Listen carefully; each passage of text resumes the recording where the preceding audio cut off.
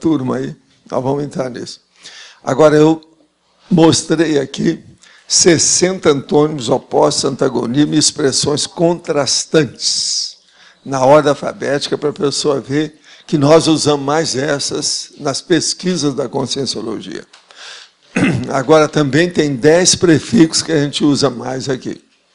E eu digo, o neófobo é a pessoa antagônica sempre se colocando de costas para frente, quanto ao espaço, e somente contemplando o passado e não o presente e futuro quanto à cronêmica. Você é predominantemente neofílico ou neofóbico? Com quais fatos você comprova tal posicionamento? Nós temos aí, esse aí é o 985, é o número, tem 5 páginas, 40 logias e 5 máximos. Se alguém quiser aumentar, pode aumentar uma entrada do detalhismo, quer dizer, uma seção do detalhismo, tem 19. E também na binomiologia, só faltam 3. Agora, nós temos aqui, pergunta, quais os cursos e a preparação para ser professor do ECP2? E quanto ao desenvolvimento parapsíquico? Quem é que é do ECP2 aí? Tem alguém do Instituto? Para falar o que é, porque eu atualmente eu nem sei.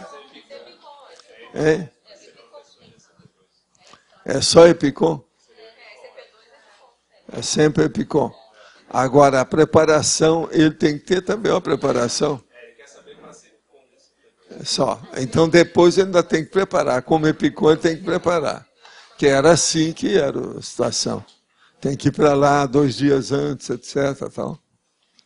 Agora, e quanto ao desenvolvimento parapsíquico? Olha, a preparação do desenvolvimento parapsíquico seria bom a pessoa frequentar as nossas dinâmicas aqui, que ela já vai ter uma ideia. Né? Agora, outra pergunta. Analisando meu núcleo familiar e ciclo de amizade, vejo que aproximadamente 90% para mais são evangélicos. A maioria deles está fazendo orações e propósitos nas suas igrejas. Inclusive, minha ex-esposa, para eu voltar aos caminhos do Senhor. Até que ponto orações influenciam ou atrapalham? Sinto, por um lado, uma pressão extrafísica. Seria reflexo? Alguém aí poderia colocar meu nome na TENEP para contrabalancear? Me dê algumas dicas. A primeira coisa, toda pessoa que já trabalhou em alguma linha de conhecimento que tenha processo sectário ou faccioso, ou seja, uma religião, uma seita, um tipo de iniciação, essa pessoa, quando deixa essa linha de conhecimento, ou a instituição, ou os companheiros, essa pessoa sente uma pressão muito forte, tanto intra quanto extrafísica. Uma das coisas mais fortes que tem é o voodoo e a quimbanda. O negócio é muito sério. Vão para vários anos de perseguição que a pessoa sente. Por quê? Essas linhas de conhecimento, eles acham que a quantidade é que manda, não é a qualidade. Então, eles não querem perder na guerra que eles travam contra as outras religiões, porque as religiões sempre combatem as outras. Eles não podem perder o soldado. Então, eles vão atrás da pessoa, porque a pessoa que desistiu daquela seita é considerada um desertor. Então, eles vão atrás, perseguem a pessoa, cria problema. Isso aí é muito comum. Até o Espiritismo a gente passa por isso. No Espiritismo, tem aquele patrulheiros ideológicos e tem os outros extrafísicos, são os parapatrulheiros ideológicos, quer dizer, os assediadores que não querem perder suas presas. Presa, no caso, quer dizer, suas vítimas. Olha a lógica do que eu estou falando. Isso tudo é baseado em fatos e parafatos. É um fato que está aí. Agora, o nosso amigo aqui, ó, ele já está na minha TENEP já há algum tempo, ele tem melhorado muito. Ele agora já está chorando, já de barriga cheia, porque a situação dele já tem melhorado demais, já acertou muito, mas ó, nós estamos juntos. Você está fichado, sabe, na minha máfia extrafísica, não é assim? É isso? É. De modo que ele já está lá. Ele tem a ficha, BO, já foi feito o BO dele, sabe, no departamento. Agora, gente, Tem alguém que está aí com o microfone hoje? Não tem ninguém? É. Sim. 50. Rapidez, lentidão, começo e fim. O que você quer? Essa segunda parte aí não entendi muito, começo, fim. O começo e fim, porque o processo todo é o seguinte. Você termina um trabalho com eficiência ou devagarzinho? Então, isso aí é o processo da rapidez, é o começo e o fim. O nome disso também é a iniciativa e acabativa. Não tem aí, ó, ele equivale a isso. A iniciativa e a acabativa são coisas também diferentes. Uma coisa é você começar, sempre é fácil. A manutenção é dificílima. E a conclusão final, às vezes, é problemática. De modo que tudo isso é antagonismo, são as condições opositivas.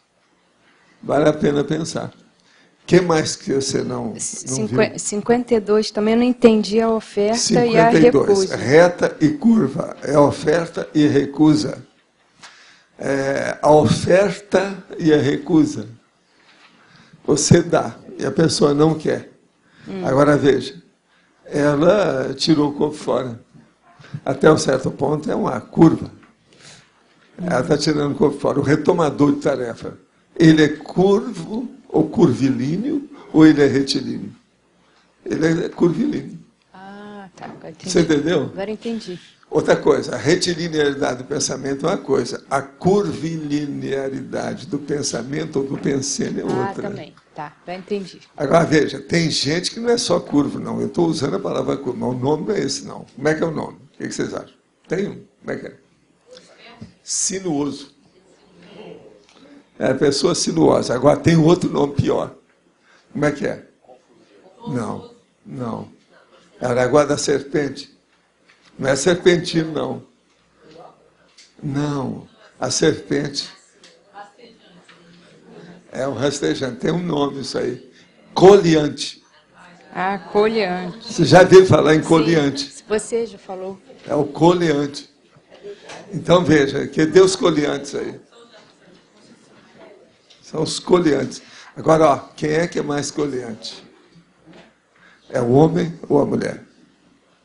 Mulher. A mulher, por causa das curvas.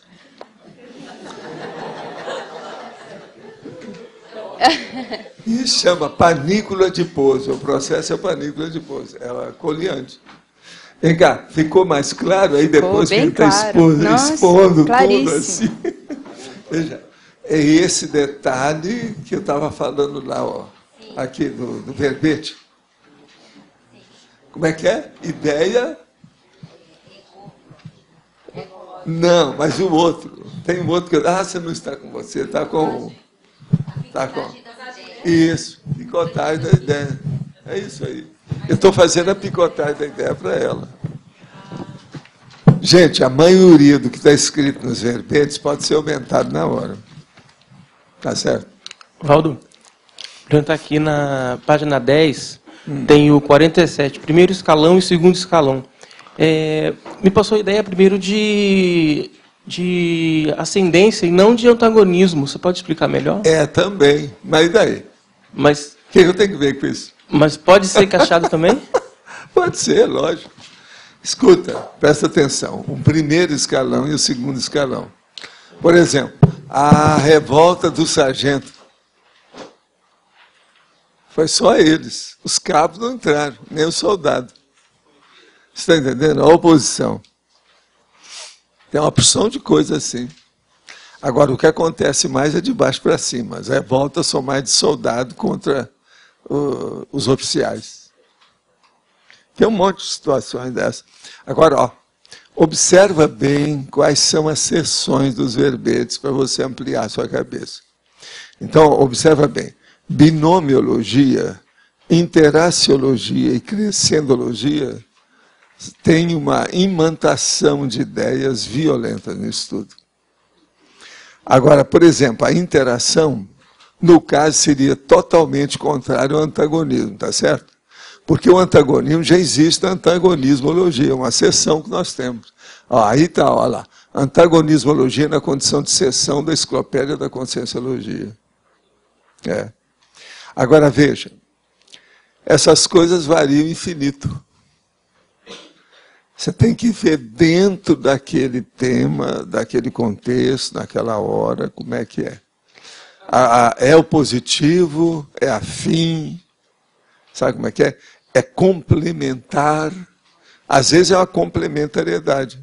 Estudo-se de olhar. É um suplemento daquilo que faltava. Aquilo que a gente chama do upgrade. Em inglês também a gente chama de plus. Em português a gente fala o algo mais. Entendeu?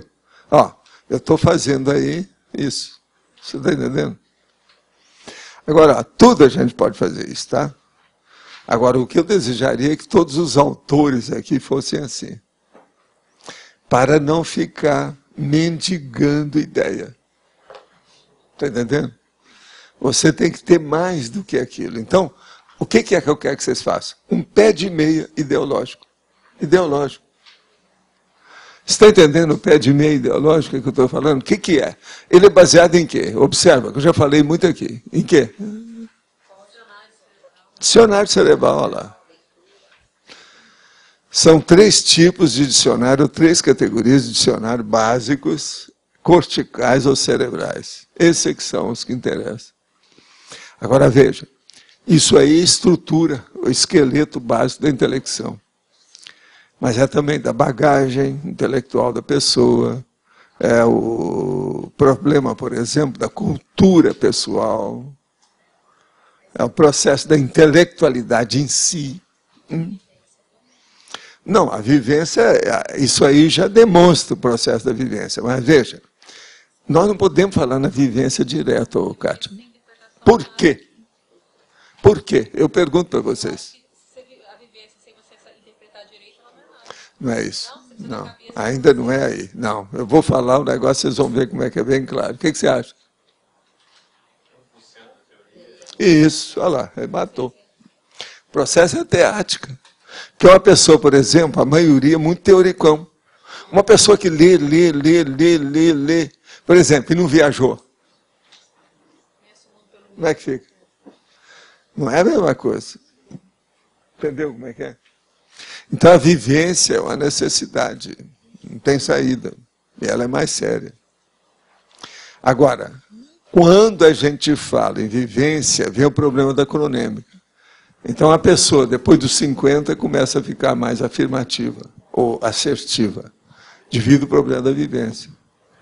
Já a teoria não, a teoria uma pessoa pode pegar isso bem mais cedo.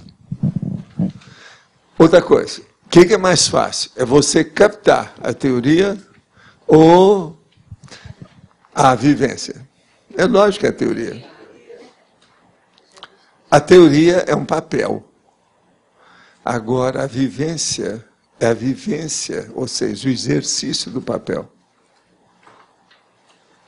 Papel seria o seu script. Eu te dou o script, está aqui. Você decorou, você sabe o que é, mas você não viveu aquilo. Então, a vivência, ela é muito integrativa. E ela exige demais as coisas no processo da vida. Agora, vocês estão vendo? Eu estou novamente traduzindo e colocando a coisa, debulhando. Isso é debulhando. Eu estou debulhando o milho, entende? É o milho do conhecimento aqui. Estamos tirando da espiga. Eu queria deixar todo mundo na base do sabugo de milho. Tirar tudo, extrair tudo, mostrar tudo. Isso é que é o ideal. Mas o que mais? Tem mais algum aí que ficou? Como é que está? Professor Valdo? Sim. Aqui. Olha quem é que está aqui. Eu não vi você hoje. Que negócio é esse? É você mesmo? Está aí? Eu cheguei um pouquinho mais tarde. É. Deu um temporal grande lá em Medianeira e a gente atrasou um pouco. Ah, aquele de ontem? Foi ontem apagou a luz e complicou um pouco. Está vendo? Ó, faltou luz lá. Está vendo? E eles demoraram um pouco. Eu devia ter mandado o meu para lá, não é isso? Professor Valdo, tem uma curiosidade. Aquela vez que o senhor teve aquele acidente grave, algumas pessoas falaram que o senhor sabia que ia acontecer e mesmo sabia. Assim, sabia, tá? Sabia. Daí, a outra coisa que eu queria saber, na época, o senhor recusou todos os remédios que lhe deram. Foi depois que eu saí do coma. Sim, aí deixa eu perguntar. Daí, como o senhor sempre é contrário a qualquer terapia que seja chá, não sou contrário, não. Até a propósito é bom eu falar. Eu fiz agora, não, faz quando é grave, o senhor acha Sim, que daí... não é. Quando eu vejo tem excesso, eu dou contra.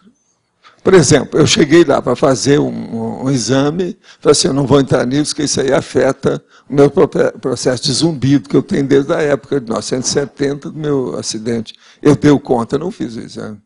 Eu não posso entrar naquela tubulação. Sabe por quê? Eu fiz a experiência. E eu fiquei alguns dias tonto e uma barulhada na minha cabeça, porque zumbido, gente, põe qualquer um doido. Eu acho, por exemplo, que aquela tortura chinesa de pingar um pingo na cabeça da pessoa, aquilo é pequeno. O barulho do zumbido não permite você pensar direito, quando ele é muito alto. Agora, quando eu entrei na tubulação, aquilo exaltou o processo e eu saí de lá já alterado. Eu falei assim, eu nunca mais entro nesse aparelho. Por quê? Eles não sabem dosar esses aparelhos de medicina. Eu já expliquei isso tudo. É uma barulhada danada. Agora, uma pessoa que teve um acidente igual eu, que tem zumbido, ou uma pessoa de mais idade que tenha zumbido natural, ele vai ficar louco lá dentro. Conserta uma coisa, piora a outra. Eu dou conta nisso. Agora, deixa eu te explicar. Eu fiz exame faz 40 dias. Ontem, vocês não viram aí que, no fim, ele trouxe os exames para mim. Como é que você falou que estão meus exames? Qual a idade que você me deu? Eu estou com 22 anos atualmente, segundo eles. É o cardiologista que está falando. Todas minhas taxas abaixaram e normalizaram. Pelos remédios que eles arranjaram, porque nós trocamos meus remédios. Eu comecei a melhorar. Mas entende? Outra coisa, na época, aí o senhor não tomou os remédios que lhe deram, o senhor jogou no lixo. Eu não tomei porque eles queriam abrir minha cabeça. Não, aí eu fiz um curso, quando entrei na conscienciologia, logo em seguida o senhor fez um curso de TENEPS em Cascavel. E eu participei. Sim. Daí o senhor contou do detalhe que o senhor jogou no lixo e coisa e tal. Mas a minha curiosidade é a seguinte, o senhor foi para casa, o senhor não tomou nada. Como é que o senhor ficou bom? É autocura ou... Autocura terapia. Agora veja, sabe o que é que eu falei? Eu falei para ele assim, gente, eu já trabalhei no processo de remissão de um monte de gente que estava desse jeito, sem remédio. Se eu trabalhei com eles, eu posso fazer isso comigo? Por que não? Que é o problema do arco voltaico, essa coisa toda. Agora, o que eu fiz? Durante uma semana, não foi uma semana, mas os 5 primeiros dias da semana, eu trabalhei intensamente comigo, sabe? Para acertar o processo da energia. Mas o senhor só fez o trabalho energético? Eu fiquei em casa, teve uma pessoa que foi tomar conta de mim, lá o tempo todo, e atendi as coisas, e eu fiquei no quarto. Outra coisa, esse meu olho aqui, ó, aparecia a luz assim, e aquilo não deixava você ver. Eu fechava os olhos, o negócio está lá do mesmo jeito. Uma coisa impressionante. Por quê? Estava tudo solto, porque rachou a cabeça toda desse lado. Eles, então, queriam abrir, porque sabiam que estava com hemorragia na minha cabeça, etc. Tal. Mas eu estava lúcido, falando tudo certo, tudo isso. Aí eles telefonaram para aquele meu irmão que esteve aqui. E perguntaram para ele, o senhor conhece bem seu irmão? Conheço. Mas por quê? Ele saiu do coma? O meu irmão perguntou. Falei, saiu. E como é que ele está? Não, ele tirou todos os aparelhos, quer ir para casa e não quer usar mais remédio nenhum. Escuta, ele não avançou em nenhum de vocês. Não, então ele está normal. O que vocês querem? Ele é assim. Se é o normal dele, não tem nada. Ele sabe, pode deixar. Depois ele foi lá em casa para me ver como é que estava, etc. Porque eu estava uma semana já de coma. A hora que eu vim, eu já sabia o que ia acontecer. Agora, outra coisa, eu fora do corpo, descobri quem é que estava com interesse de abrir minha cabeça. Não, tá. E eu fui ver depois o problema que ele queria fazer, aumentar a casuística. Que o meu era uma coisa boa, porque o meu negócio foi acidente de trabalho. E era justamente a casuística dele de acidente de trabalho. E eu era da gerência. Então, dentro da firma, aquele negócio todo, era um caso, vamos dizer, de alto coturno, alto nível para ele. Entende como é que é? Ele estava interessado.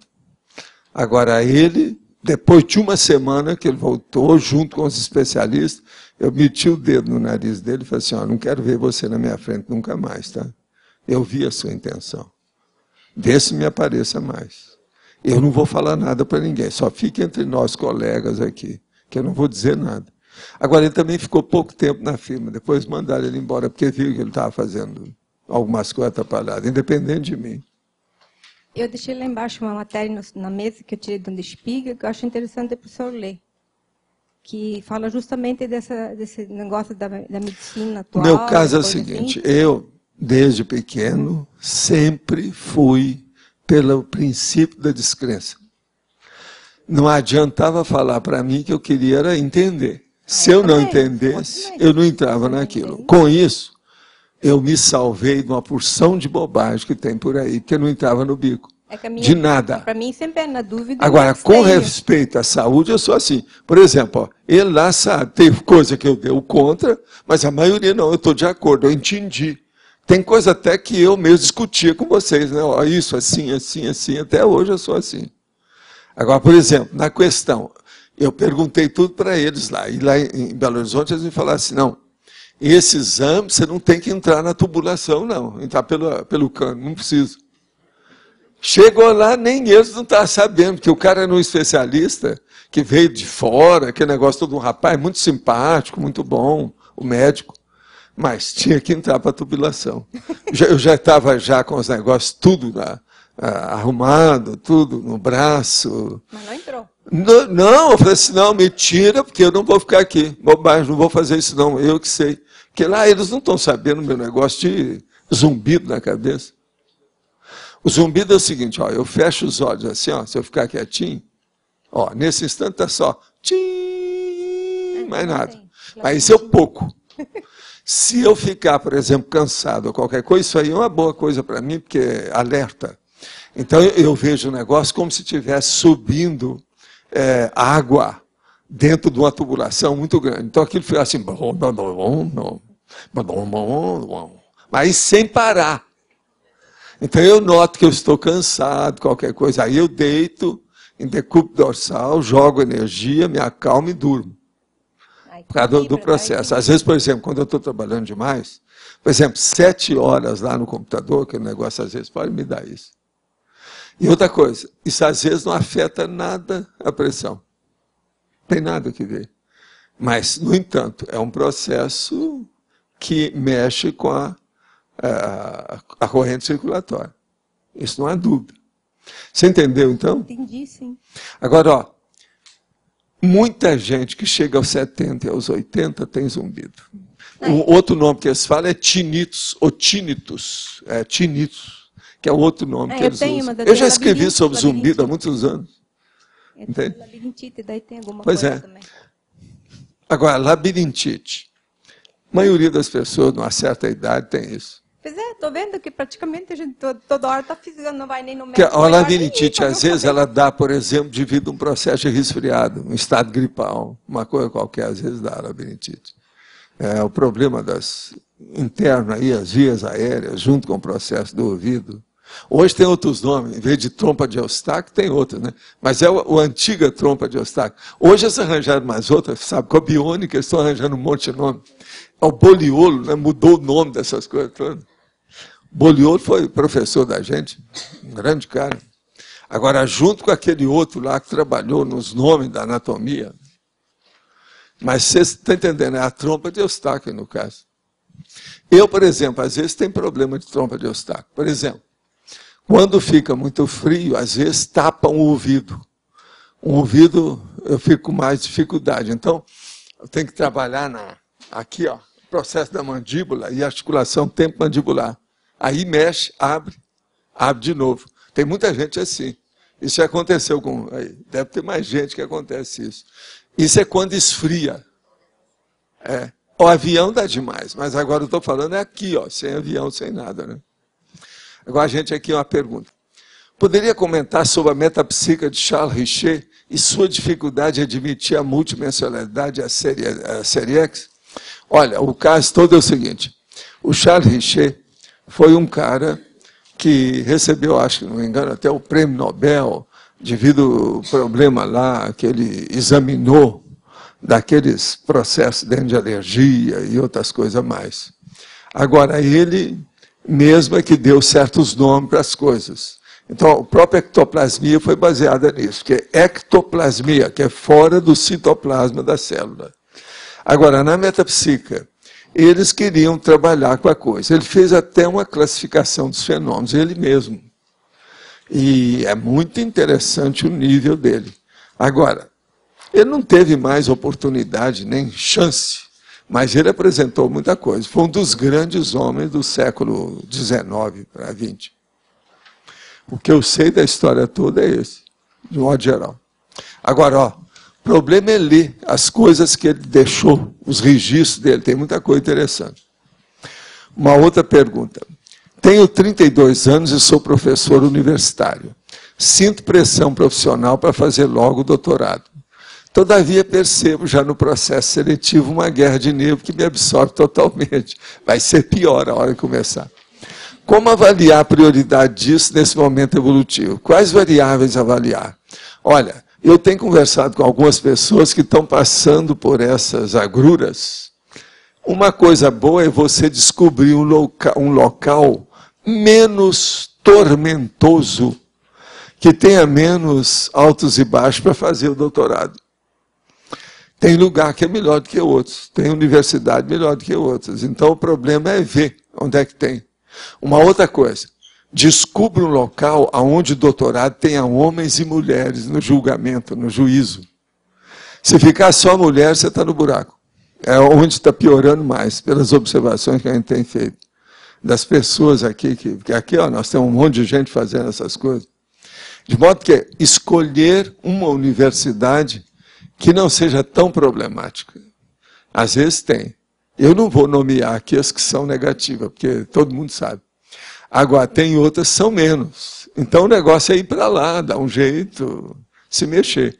E observar se, vamos dizer, no julgamento, no veredito das coisas, para o andamento daquilo, se só tem mulher. Se só tem mulher, evite. Arranja um que tem os dois gêneros, homem e mulher no meio, que aí equilibra mais. Isso é uma regra que eu estou dando, que aqui ó, muita gente ainda vai ter que enfrentar isso. Né? Isso é para mestrado, isso é para doutorado. Agora veja, nesse caso, eu não vou usar a minha expressão não, tá? Porque eu estou vendo, atendendo um monte de gente, eu me considero extremamente autorizado para opinar nesse assunto. É o contrário. Se me permite a minha observação pessoal, é isso. Tá certo? É isso.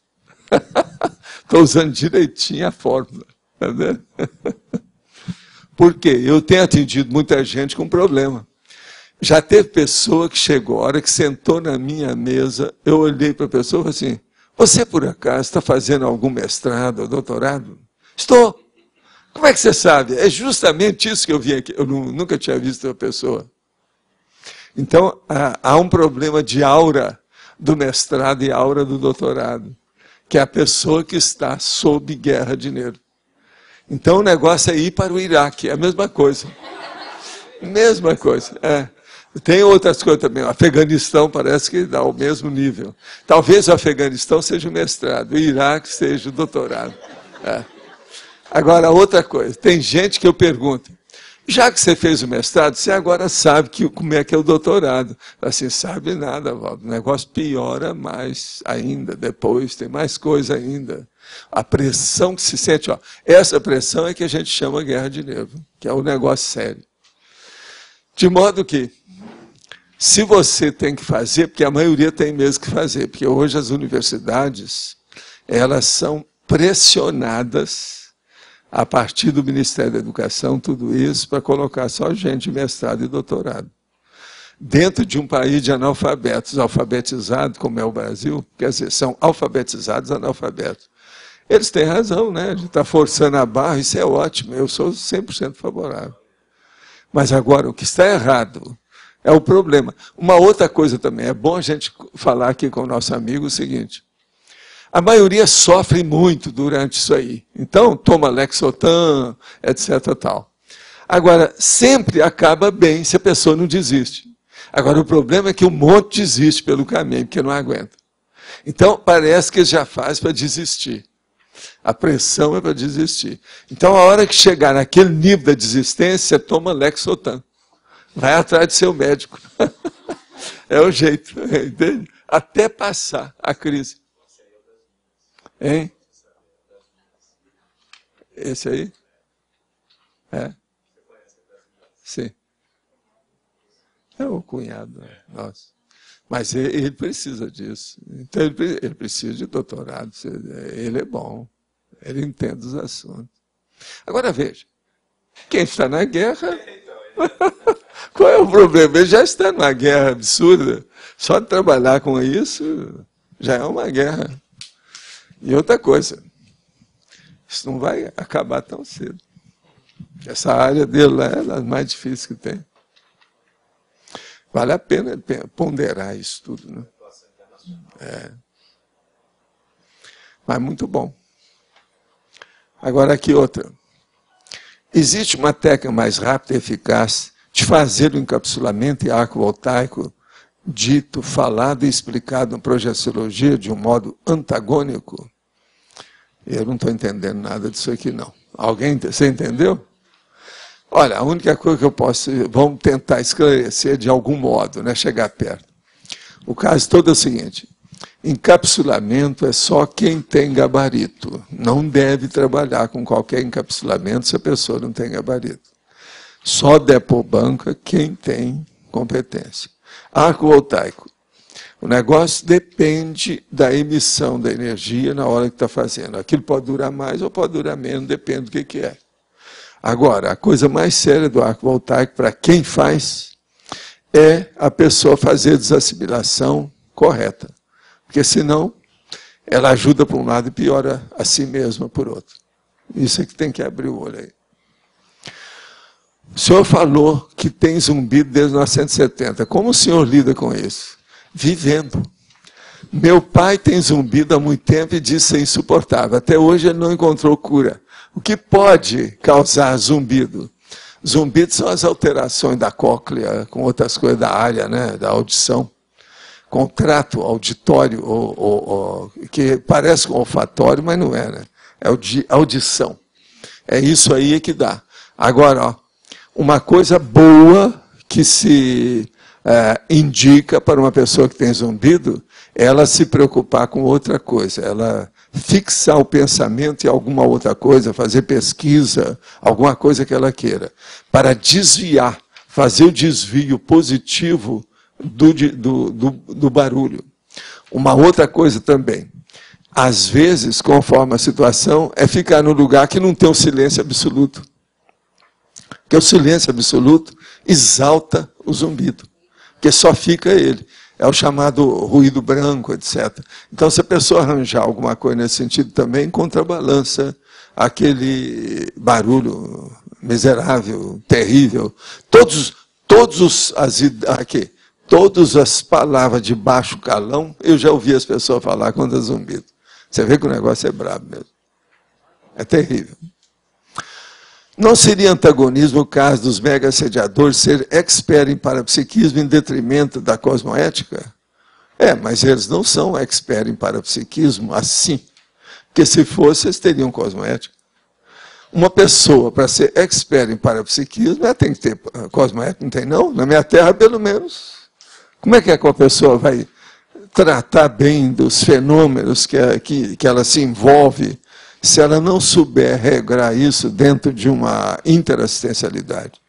Então, assediador ele não é expert assim, ele é expert para assediar os outros, mas não para fazer assistência. Então, veja, ele é um doente, e fim de papo, sem exceção, não tem jeito. Então, vamos entender bem. Há o expert cosmoético e há aquele expert da máfia, isso é outra coisa. O cara da máfia, por exemplo, ele conhece todo mundo, desde o capo de Tuticap até o secundário. Todo mundo que dirige lá. Ele é um expert da máfia. Eu, por exemplo, não sei, ele sabe. Agora, veja, essa expertise, isso não vale nada, né? Isso é horrível. Quer dizer, existe, então, expertises que estão no caminho da Avenida da Saudade, diretamente para a baratosfera, que é esse caso. Aqui na página 10, o número 45... Sim, perfurador e tapador. É o amparo e o assédio. O perfurador é aquele que abre, é o abertismo consciencial. Pensa bem. Agora, o tapador é aquele que obscurece, que trava, que coloca obstáculo, que faz uma barricada, enfim, coloca uma pedra no caminho. Então, veja, é o contrário disso.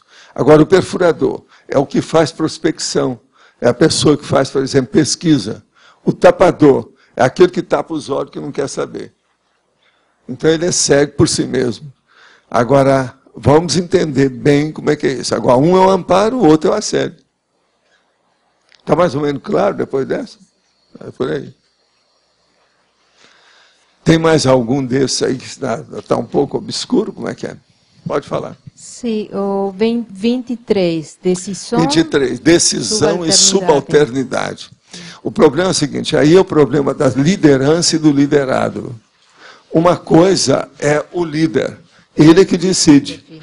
Tem uma responsabilidade enorme perante outros. Agora, a subalternidade é a pessoa seguir aquilo que mandaram. Essa pessoa, às vezes, ela pode embarcar no pior, muito mais do que o líder. O líder está mandando. Se ele mandou direito, e a intenção é boa, e há uma construtividade, tudo bem. Agora, por exemplo, o subalterno, que segue a opinião daquele líder que está mal intencionado, como exemplo, o que acontece nas guerras, o que acontece nas ditaduras, olha o que aconteceu com o nazismo. Então, veja, a subalternidade, aquelas pessoas que seguiram. Só porque o fulano mandou e vai seguir, hoje já tem vamos dizer, a revolta, o antagonismo contra isso. Existem vários nomes para isso, que é o processo de consciência, é o problema a revolta civil, natural. Tem vários nomes para isso aí, dentro do problema. Por exemplo, uma das coisas mais sérias que teve, que eu vi nesses últimos anos, foi lá naquela guerra dos nazistas israelenses. Presta atenção, o que eu estou falando. Os nazistas israelenses, por exemplo, do Ariel Sharon, que era um cara que era totalmente nazista, e era o chefão dos judeus. Presta atenção. Então, o que se passa? Na hora que ele mandou um monte de gente do exército de Israel para entrar lá e acabar com os palestinos, devido ao problema da Palestina, uma porção de oficiais israelenses recusaram. Você está entendendo? Outra coisa, esse homem, o Ariel Sharon, ele já tinha feito os negócios criminosos de guerra, e ele não foi para a cadeia. E ele acabou chegando na chefia e na liderança de Israel. Fez muita besteira também depois disso. E todo mundo sabia que ele tinha isso. Mas os israelenses deixavam, para poder dominar o território. Porque na questão entre israelenses e palestinos, quem estão errados são os judeus. Em primeiro lugar. Depois é que entra os palestinos. Agora, por exemplo, a gente vive falando que é a maior loucura do que uma pessoa colocar aí e virar gestante bomba, homem bomba, mulher bomba, menino bomba. Isso é uma loucura. Mas isso é um desespero do mais fraco, do subalterno, daquele que não tem força. É suicídio. É o último desespero do enfraquecido, é o suicídio. É o que eles estão fazendo lá. Mas agora, a culpa é de quem? É Israel. É Israel que fez esse negócio de assentamento. Eu li aqui para vocês alguns livros aí, e os dados aí que o Eduardo Said, que foi lá, examinou isso tudo durante anos, ele procurou mostrar isso. Agora, os americanos, eles são dominados pelos judeus, você sabe, né? E o Pentágono também é dominado pelos judeus. Então, acabou. Eles dizem mesmo que os Estados Unidos têm um Estado fora, que é o Estado de Israel. É um Estado igual ao Estado americano, a mesma coisa. De modo que você vai entender o que é a liderança e o que é a subalternidade. Mas subalternidade com cosmoética e com discernimento... Ela é necessária. Nós todos somos subalternos de alguém e nós todos lideramos alguém. Então você vai falar assim, eu não lidero ninguém. Não, você lidera. Por exemplo, aqui, ó, eu faço isso. Eu estou liderando as bactérias. Acabei com elas. Você está entendendo como é que é? Então, vamos entender. Todo mundo é líder, todo mundo é liderado. Agora, no problema básico, prático, diretamente na vida humana, principalmente quando entra processo bélico, problema de autodefesa, problema de... Aí a coisa é séria, né? De guerra. Não é fácil. São os piores que tem. Então, sempre... A hora que acaba uma guerra, que houve um genocídio, matou um monte de gente, massacrou isso, massacrou, acabou com a cidade e tal, aquele negócio todo. Por exemplo, o Ariel Sharon, teve aquele negócio do Shatila lá. Ele acabou com tudo. Matou um monte de gente. Agora, veja, para mim, ele teve aquelas coisas de doença e foi para a cama devido a eles ter feito. Isso é minha opinião. Você sabe que tem judeus que faz despacho tipo Umbanda. Só que tem que eles fazem o despacho no estilo do Sabá, que é o problema da missa negra, que chama. Isso é, ó. Você sabe, os judeus têm mais de 5 milênios, né, que estão funcionando. Sim.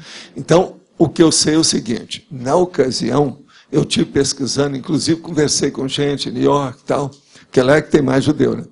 Então, estive conversando com alguns deles sobre o processo da Cabala e outras coisas a mais, e eu falei assim, vem cá, pelo que eu sei, eu já li em 2 ou 3 lugares, que tem gente de Israel que é contra, mas inteiramente contra o Ariel Sharon, porque acha que ele é excessivo.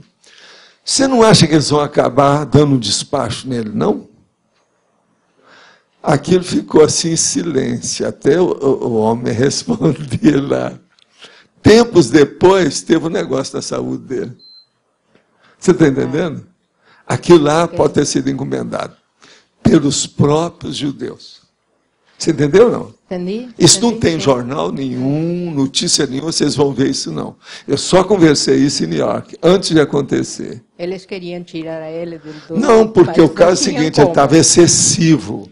Chega num certo ponto que os próprios judeus que estão querendo firmar e fazer lá os assentamentos, aquela coisa toda, fica sem jeito para eles, né? Porque eles ficam sem moral. Os americanos procuram tapar isso tudo. Você nunca vai ver americano falar contra Israel em qualquer coisa. Entendeu? Entendi. Eles jamais falam. Entendi. Então, veja, essa é a realidade nossa, atual, que segue. Outra coisa, eles estão lá e são os... O que devia de mexer com aquilo em primeiro lugar seriam os judeus. Eles é que deviam tomar a iniciativa de fazer a coisa para melhorar. Agora, veja, eles estão eternizando essa guerra, que daqui a pouco vai ser a guerra dos 100 anos. Já tem dezenas de anos que eles estão assim. Agora, é uma vergonha no 3º milênio, com todas essas conquistas, Israel com tanto dinheiro. Entende? Eles é que têm a bomba atômica. Os palestinos não têm. Tem um troço, uma opção de coisa aí totalmente errada. E outra coisa, se a gente for falar isso que eu estou falando aqui nos Estados Unidos, todo mundo vem em cima de mim. Você está entendendo? Que não pode. Isso é tabu. É igualzinho o macartismo, é a mesma situação. Hoje, em vez de ser o comunismo, é o terrorismo. Por exemplo, terrorismo. O terrorismo é uma das maiores loucuras que apareceram agora, tá certo. Mas isso que o Bush fez contra o terrorismo é excesso. Não é bem assim. E outra coisa, eu já devia estar esperando isso, porque eles tentaram fazer isso lá antes. Eu estava lá, parece que foi em 93, 93, que eu estava em New York, quando eles tentaram estourar lá um edifício, matou até gente, uma porção de coisa lá. E tinha árabe no meio. Isso é de 93. Foi vários anos antes de acontecer o negócio, lá das Torres Gêmeas. Mas foi lá no próprio. Então vocês vejam como é que fica. Agora, nos Estados Unidos, você não pode falar essas coisas. Eu sei porque nos meus cursos, eu de vez em quando fazia assim sabe, o rehearsal, o ensaio, apalpava o ambiente para ver. Sempre tinha gente. Aí eu procurava explicar a situação, falar assim, vamos olhar dos dois lados, nós somos uma democracia. Olha esse negócio de puxar brasa para sardinha só do lado do pelotão, o lado do trigger, do gatilho, e lá tem isso. Então você está começando a entender como é que é? Agora, a pior coisa que teve em matéria de subalternidade é o processo depois da Segunda Guerra, com os nazistas, que é muita gente que só seguia a ordem do outro. E todo mundo era doido. O Hitler era um caso psiquiátrico. Esse Eichmann era outro caso psiquiátrico. O Himmler era um caso psiquiátrico. O Goebbels, que era uma das maiores cabeças, ele também era alterado. O Goering, que era um cara gordão, tudo alterado, tudo alterado. Entende como é que é? Então, veja, eles seguiam uma tropa de loucos. É uma loucura aquilo. Parecia aquele negócio da anal dos insensatos. Vocês sabem a anal dos insensatos o que era? Não. Durante uma boa temporada, e principalmente isso veio desde a época, parece, lá do feudalismo, a situação toda. Você sabe, sempre tem em toda a cidade os doidos, aqueles que moram na rua, ficam cantando, que briga, que fala as coisas, que tem catatonino, que fica assim, e para no meio da rua, aquele negócio todo. É tanto que esse povo que fica lá faz assim, eles estão imitando o cara que é doente. Agora, então, o que se passa? Essas cidades, então, em vários lugares, pegaram os doentes todos de rua, colocaram dentro do navio e começaram a dar alimentação. E o navio, então, saía da cidade para limpar a cidade das pessoas, os loucos populares. Agora, por incrível que pareça, algum desses até melhoravam com a viagem. Mas eles só chegavam no porto e ninguém ia à terra. Só chegava para alimentar uma coisa ou outra, melhorar combustível, aquele negócio todo. Isso durante muito tempo. Então, era chamada a anal dos insensatos, quer dizer, para falar, o navio dos psicopatas. Você está entendendo como é que é? Agora, veja, o nazismo era o navio dos psicopatas, dirigindo a Alemanha, que era uma das maiores cabeças, tecnologicamente, uma das maiores forças que o século XX viu. No entanto, que loucura foi essa? É tanto que a pergunta maior que tem do século XX, que ninguém sabe responder, é o seguinte, todo mundo que já tentou responder, inclusive o Adorno, que estudou muito isso, mas não satisfaz. É o seguinte, como é que um cara doido igual o Rita chega lá e empalma e empolga e coloca todo mundo na mão, sendo que o povo era o mais esclarecido, mais politizado, mais vivo? Aí eles veem, não, foi por causa da Primeira Guerra, que todo mundo estava com complexo de inferioridade, que tinha sido derrotado na Primeira Guerra, tinha a Segunda, mas isso só ainda não era. Agora, veja, é um assédio grupal maior que já houve na história humana, de tudo que eu já estudei, foi o nazismo. Eu nunca vi coisa pior do que isso. É tanto que eu comecei a estudar muitas coisas para ver, devido ao processo de assedialidade. Quem quer estudar assédio para valer, tem que estudar a Segunda Guerra Mundial. Porque foi o maior assédio coletivo, grupal, de todos os tempos que eu já vi. Por quê? Era gente demais, gente muito mais esclarecida. Você vai falar, não, mas isso já existia na China, já existia na Grécia, aquelas guerras intestinas, como eles falavam, aquelas guerras tipo Revolução Civil, Guerra Civil e tal. Mas o nazismo não tem nada igual, não. Você está entendendo, então, o problema? O que é o processo de liderança, subalternidade e essa condição, como o negócio é terrível. Por exemplo, lá na sua terra, eu conheci o Perón lá com os ministros dele, aquela situação toda na década de 50. Sim. Entendeu? Eu participei da Marcha ao Flambeau do primeiro ano da morte da Evita Perón em Buenos Aires. Entende? Eu vi aquilo tudo. E lá é uma loucura. E outra coisa, os nazistas estavam tudo atrás. O que sustentava a Evita e o Perón foi o dinheiro dos judeus através dos nazistas que foram para lá. E eu conheci vários nazistas lá da ocasião. Sim. A gente nem sabia que aquele povo alemão tudo era nazista, já não tinha certeza de nada. Mais tarde é que quer dizer, todo. Cada cara que era uma cabeça, certas mulheres que eram uma cabeça mulher. Tinha uma delas que me chamou muita atenção, que eu achei que o QI dela era uma coisa impressionante. Uma cabeça. Então, eu perguntei para eles, vem cá, Como é que essa mulher fala espanhol desse jeito? Ela morava aqui, ela nasceu aqui, até uma coisa. Eu falei assim, Valdo, ela chegou, não sabia nada. Num mês ela está falando espanhol aqui, igual o portenho. A mulher é uma cabeça. Agora, está cheio de alemães assim. É cientista. Essa era uma bióloga. Foi essa que me mostrou as coisas sobre pulmão, etc. Aquele monte de picumã no pulmão, tudo preto, do povo que fumava. Agora, veja, aquele material todo foi tirado de quê? Possivelmente de tudo quanto era campo de concentração. Está entendendo? Negócio bravo. Isso tudo foi para a Argentina.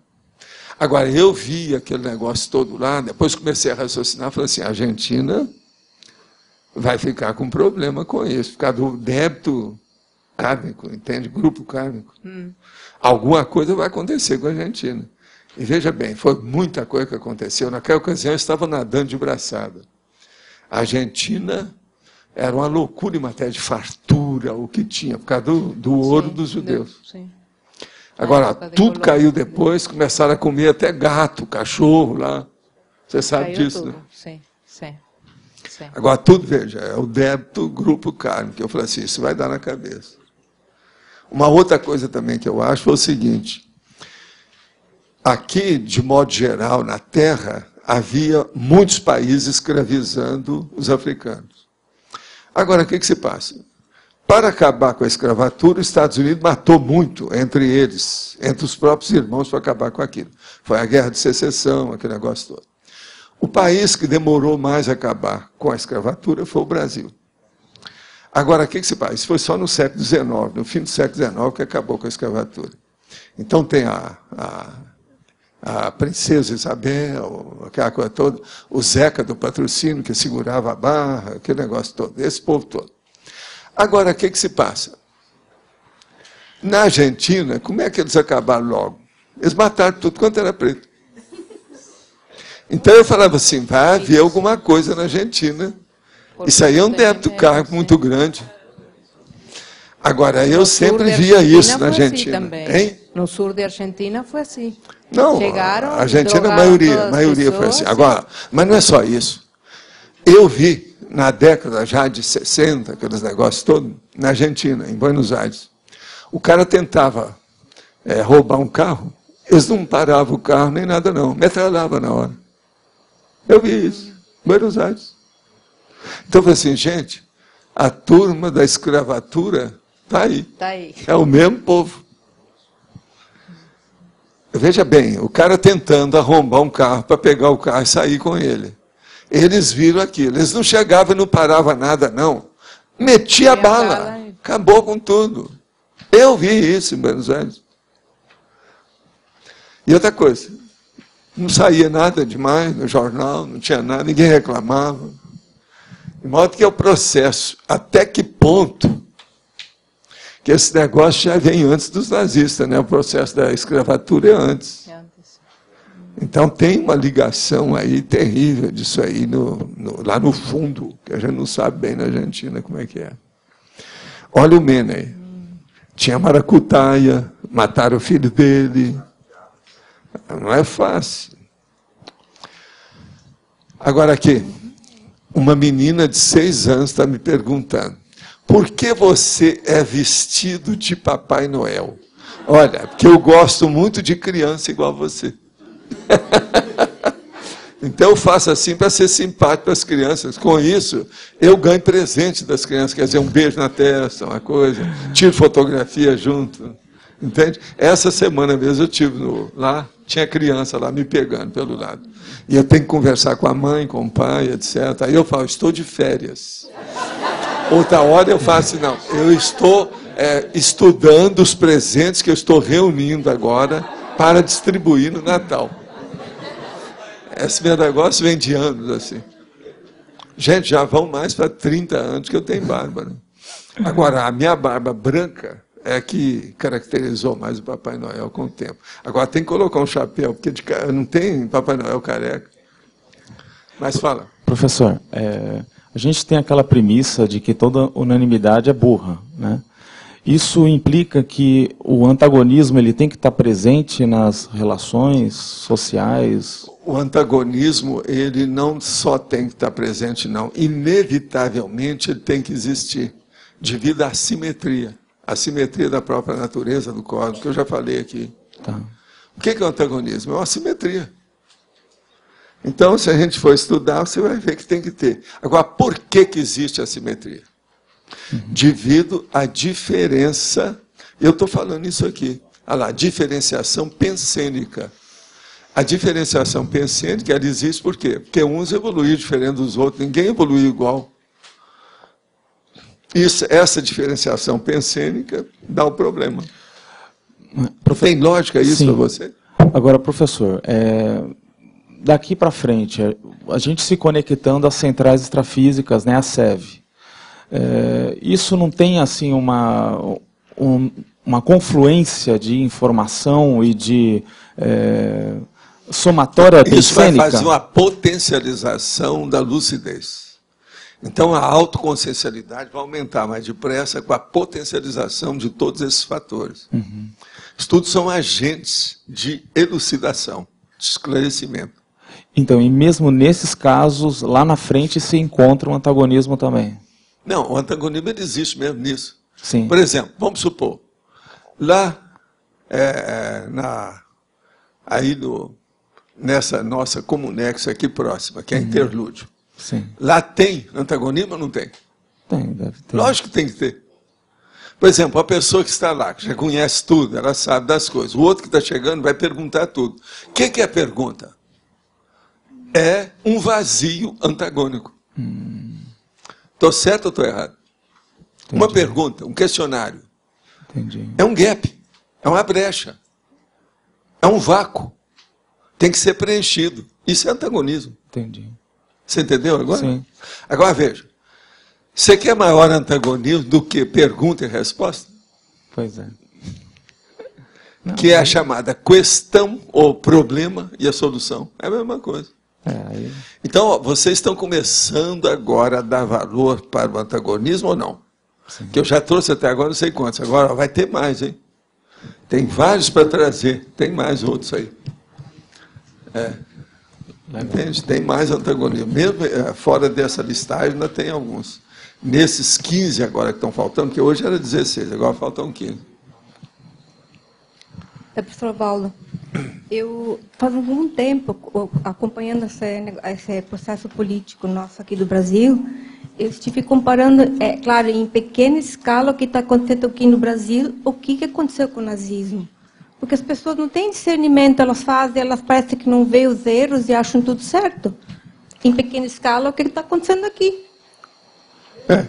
Mas veja, isso é a evolução, né? A humanidade é assim, né? Aqui não tem serenão, isso tudo é pré-serenão. Esse negócio do pré é brabo, né? E mais uma coisa que eu queria perguntar. Sobre o Magíster. Ele deve ter sido um velho conhecido seu. E eu gostaria de saber se o senhor já identificou ele. Vem cá, mas eu não tenho nada a ver com isso. O homem é bom mesmo, não tem nada a ver comigo, não. Claro que deve ter. Não, tem. E tudo, os afins tudo se atraem. A gente tem afinidade. Os afins se atraem. Mas agora eu digo para vocês, fala assim, sei lá se não apareceu por causa de você? Ué, a CCCCI não sou eu. É um monte de gente aqui. Você acha que o povo só procura porque tem afinidade comigo? Não, tem muita coisa que é com a média de vocês. É preciso a gente ver isso.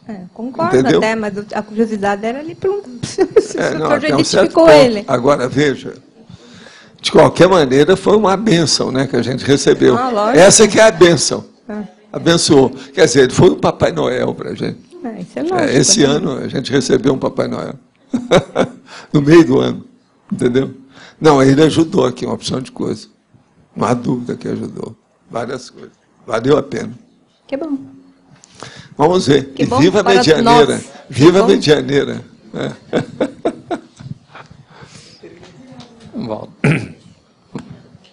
Aqui. Sim. Na página 10, o item 16.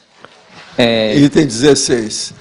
Coerência e incoerência. Jejum e gula. Por que é do jejum? Porque esse aí é que é o bom, né? Para mostrar a pessoa como é que é, né? jejum e gula. Tem gente que tem que fazer jejum, tem as horas que tem que fazer. Quando você vai fazer a gula, é o contrário do jejum. Não, agora, veja, coerência e incoerência. Por exemplo, você não acha que uma pessoa que come demais, que aumenta o peso, ela não é incoerente? Não, Agora, uma pessoa que sabe dominar o que ela come, é o jejum. Tá. Por exemplo, na hora que ela vai fazer um desjejum, que é o breakfast de manhã, ela sabe o que ela está fazendo. Ela não vai comer demais nem nada. No entanto, é uma das horas que ela precisa de comer mais. Eles dizem isso, né? Uhum. Que um dos horários que a pessoa precisa de comer melhor é de manhã, no desjejum. Depois que vem o resto. Agora, então, veja, coerência e incoerência. É saber tomar conta do corpo ou não. Tá. O outro seria o 56.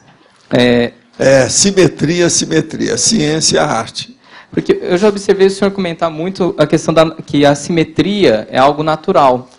Mas veja, você já viu a arte, como é que ela é doida? Sim. Sobre o processo de simetria, simetria. Tudo é feito nisso. O clássico, por exemplo, a tendência é ficar tudo simétrico de acordo com a natureza. Já o modernista é ficar o caos, é a teoria do caos. Então, veja, é o processo da ciência e da arte. A ciência, por exemplo, tudo procura matemática, é a simetria. Agora, a simetria é um processo mais artístico. Está entendendo? É a vida. Você vê que tem suas relações, suas coisas todas aí. Agora, o melhor da história. Eu poderia ter feito, em vez de colocar entre parênteses, fazer uma listagem de uma coisa só, mas ia ficar muito repetido.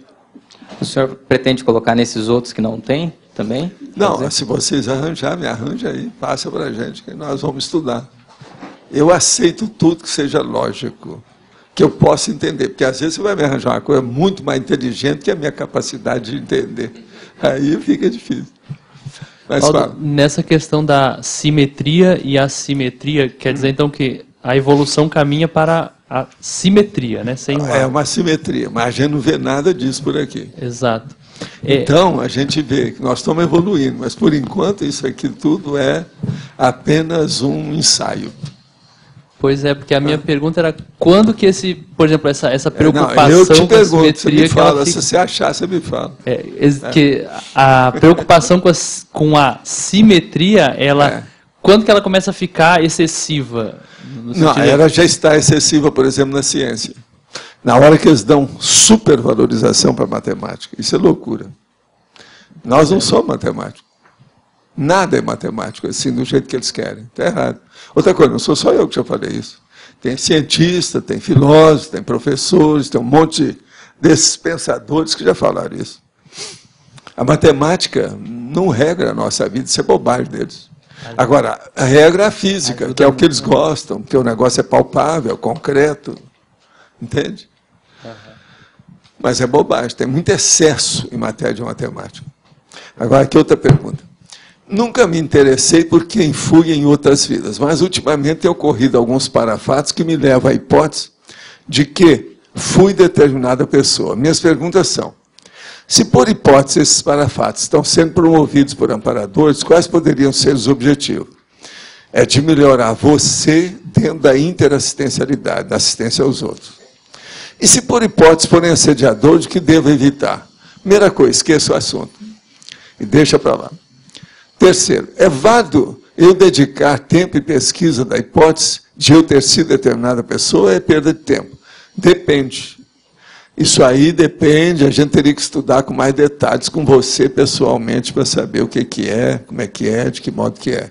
Por exemplo, vem aquela pessoa, como já aconteceu muitas vezes na minha vida, e fala: eu fui o Napoleão.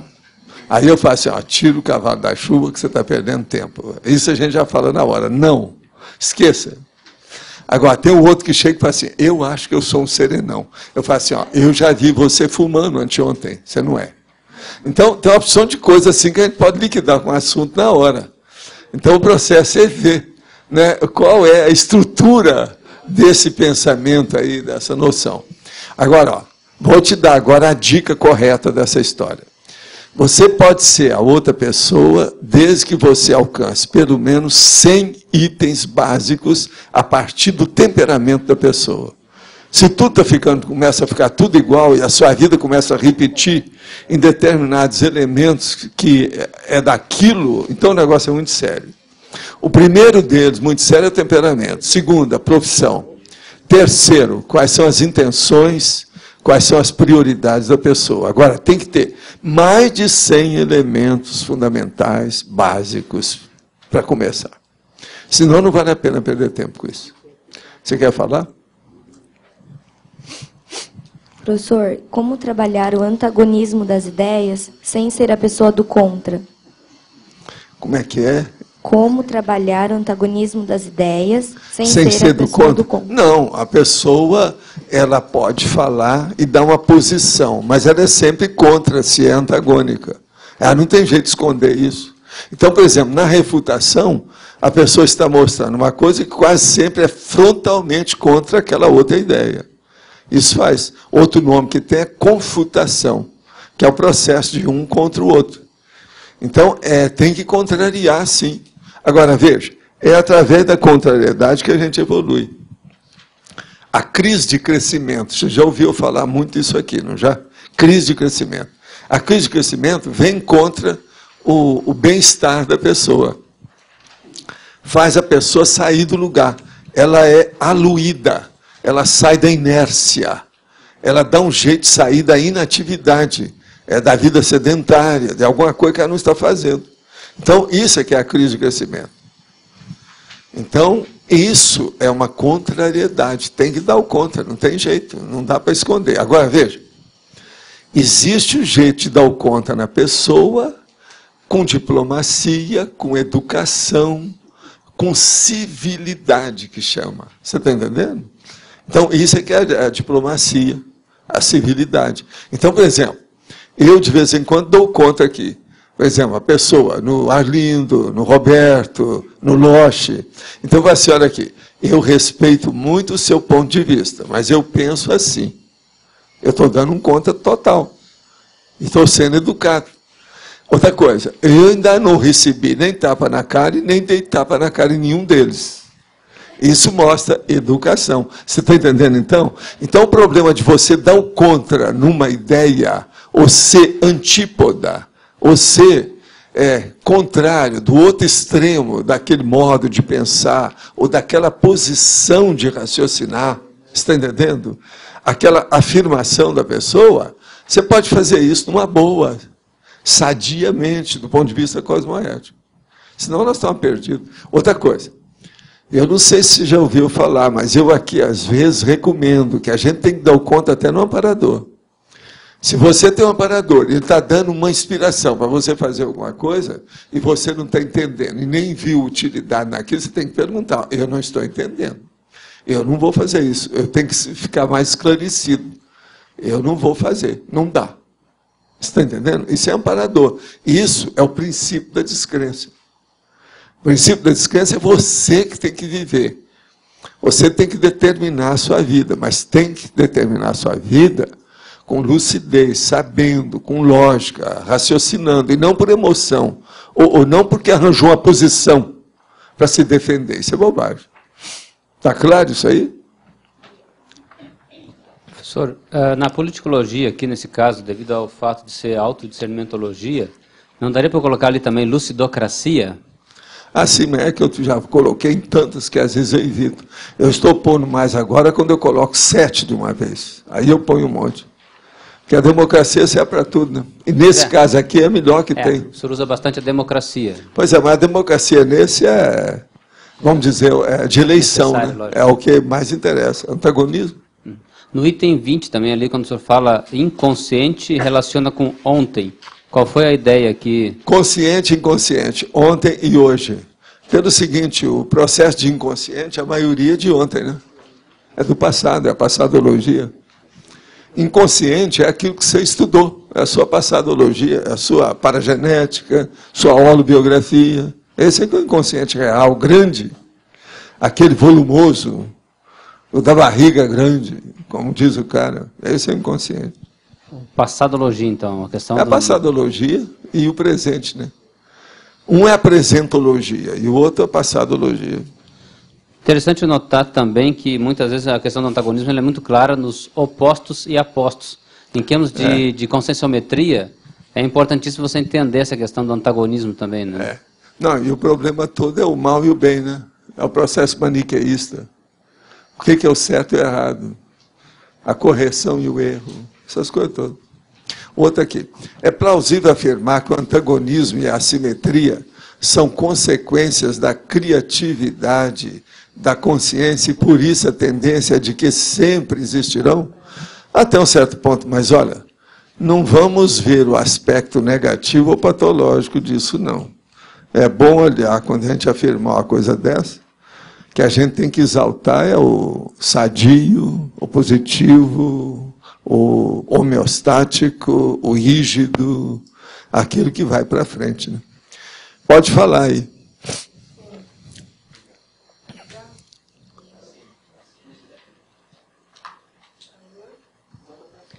Tá ligado. Na página 10, número 25. É desejo e indiferença, sexo e afetividade. Por que indiferença? O desejo é um processo propriamente do sexo, né? Bem em cima do lance. Agora, a indiferença é o problema que a pessoa não está ligando para isso. Esse é o processo da afetividade. Mas a agora, os dois estão sempre andando. A afetividade e sexualidade estão sempre juntos. A gente tem que pensar sempre nisso. Então, o desejo e a indiferença é um caso sério. Por exemplo, uma pessoa que tem desejo de outra, sendo que ela não pode ter aquilo, porque pela própria convívio social aquilo impede, o que é que se passa? Por exemplo, certos casais incompletos, essa coisa toda, ela começa a criar fantasia sexual que é negativa. Então, veja, é o processo de sexo da afetividade. Agora, seria... o sexo desvairado cria, quase sempre ele nasce e cria e avança dentro de uma afetividade translocada. E você chama, então, indiferença? Indiferença porque a pessoa ela não está pensando mal da outra. Ela é indiferente. Ela não está pensando em ir para a cama com aquela pessoa. É indiferente. Então, veja, o processo vamos dizer, o controle do processo instintivo do desejo sexual. É o sexo. Agora, veja, é o sexo chakra. Isso aqui é terrível, isso aqui. É o sexo e a afetividade. Obrigado. Pode falar. Sobre uma questão que foi levantada na quinta-feira, na tertúlia de quinta, pode até ser que eu já esteja desatualizado, a questão sobre os termos do debatódromo e o argumentário. Sim. O termo debatódromo, ele não tem mais força do que argumentário? Nós já falamos, a turma já provou e eu não vou voltar atrás, né? É argumentário que nós vamos pôr. O argumentário é mais técnico. O debatório tem muita gente que dá o contra. Agora, em argumentário, ninguém vai poder dar o contra. Sabe por quê? A internet está cheia de argumentário. É tanto que eu pedi para ela para examinar se alguém já fez o argumentário do jeito que nós estamos fazendo. Que eu quero colocar, que é o primeiro argumentário da Terra. Então, eu quero ver se alguém já fez igual. Mas tem que ser bonitinho, certinho. Eu já tive num monte de lugar que tinha argumentário, mas não tinha nada igual ao nosso. Tá vendo? Desse jeito, com as coisas todas que tem aí, não tem não. Tecnicamente estudado desse jeito, não tem não. Entende? Eu já tive num monte de anfiteatro, discutindo coisa e debatendo horas, com cientista, tudo isso. Mas não é a mesma coisa. Esse é o debatório. Entendeu? Agora, esse nosso aí não, é o argumentário, que é um verdadeiro coliseu. Quer dizer, onde todo mundo pode cuspir em cima da gente lá. E a situação é precária. Valdo, aqui na página 8, em ciclologia, caberia a gente colocar intrafísico, extrafísico, ou as séries existenciais, alguma coisa assim? Não, isso tem muita coisa, mas é que eu já coloco fora, né? Tem muita coisa nesse sentido. Porque você não quis abordar esse... não, porque tem muitos lugares por aí. Verbete, né? Gente, esse negócio de antagonismo, eu estou com 9 verbetes já falando nisso. Então, eu especifico determinadas expressões para colocar no lugar exato, para clarear mais, né? Porque tudo isso aqui pode ser ampliado, é aquilo que eu já falei. Agora, eu acho que aqui dá para explicitar bem o que nós estamos falando aqui. E essa listagem desses 60 foi escolhida a dedo. Tem muita coisa aí. Agora, em qualquer área do conhecimento humano, em qualquer linha de atividade ou qualquer processo profissional, você pode fazer uma listagem, no mínimo, de 50 antagonismos. Qualquer uma, em qualquer lugar. Se alguém tiver dúvida disso, conversa com a Ivone. Mas fala. Eu marquei aqui alguns que eu não entendi. Aí, não sei se... Pode ser que você já tenha respondido alguns aqui. O 13, causa e efeito. 13, causa e efeito. Sucesso e fracasso. O que você quer? Esse fracasso aqui, como efeito, é que eu não entendi, eu acho. O efeito, ele pode ser um sucesso, pode ser um fracasso.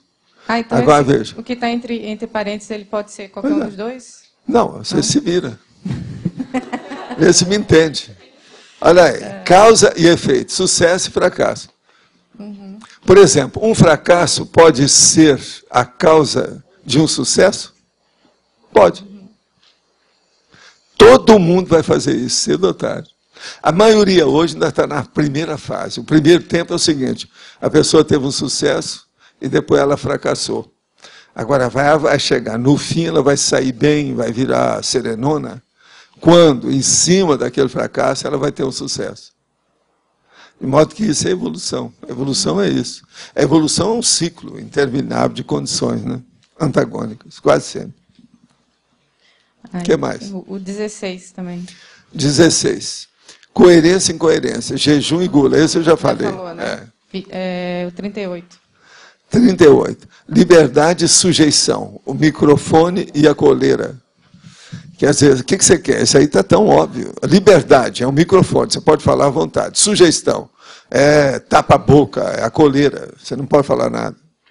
Então, ó, nós aqui estamos na liberdade. Você está com o microfone na mão? O que mais? O 46.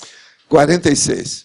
Previsão e esbanjamento. Esse aqui, na verdade, assim, eu estava pensando no Laje. Como é que ele seria que dentro desse previsão e esbanjamento? O Laje é uma pessoa que sabe o que tem e não sofre, não é escrava do cifrão.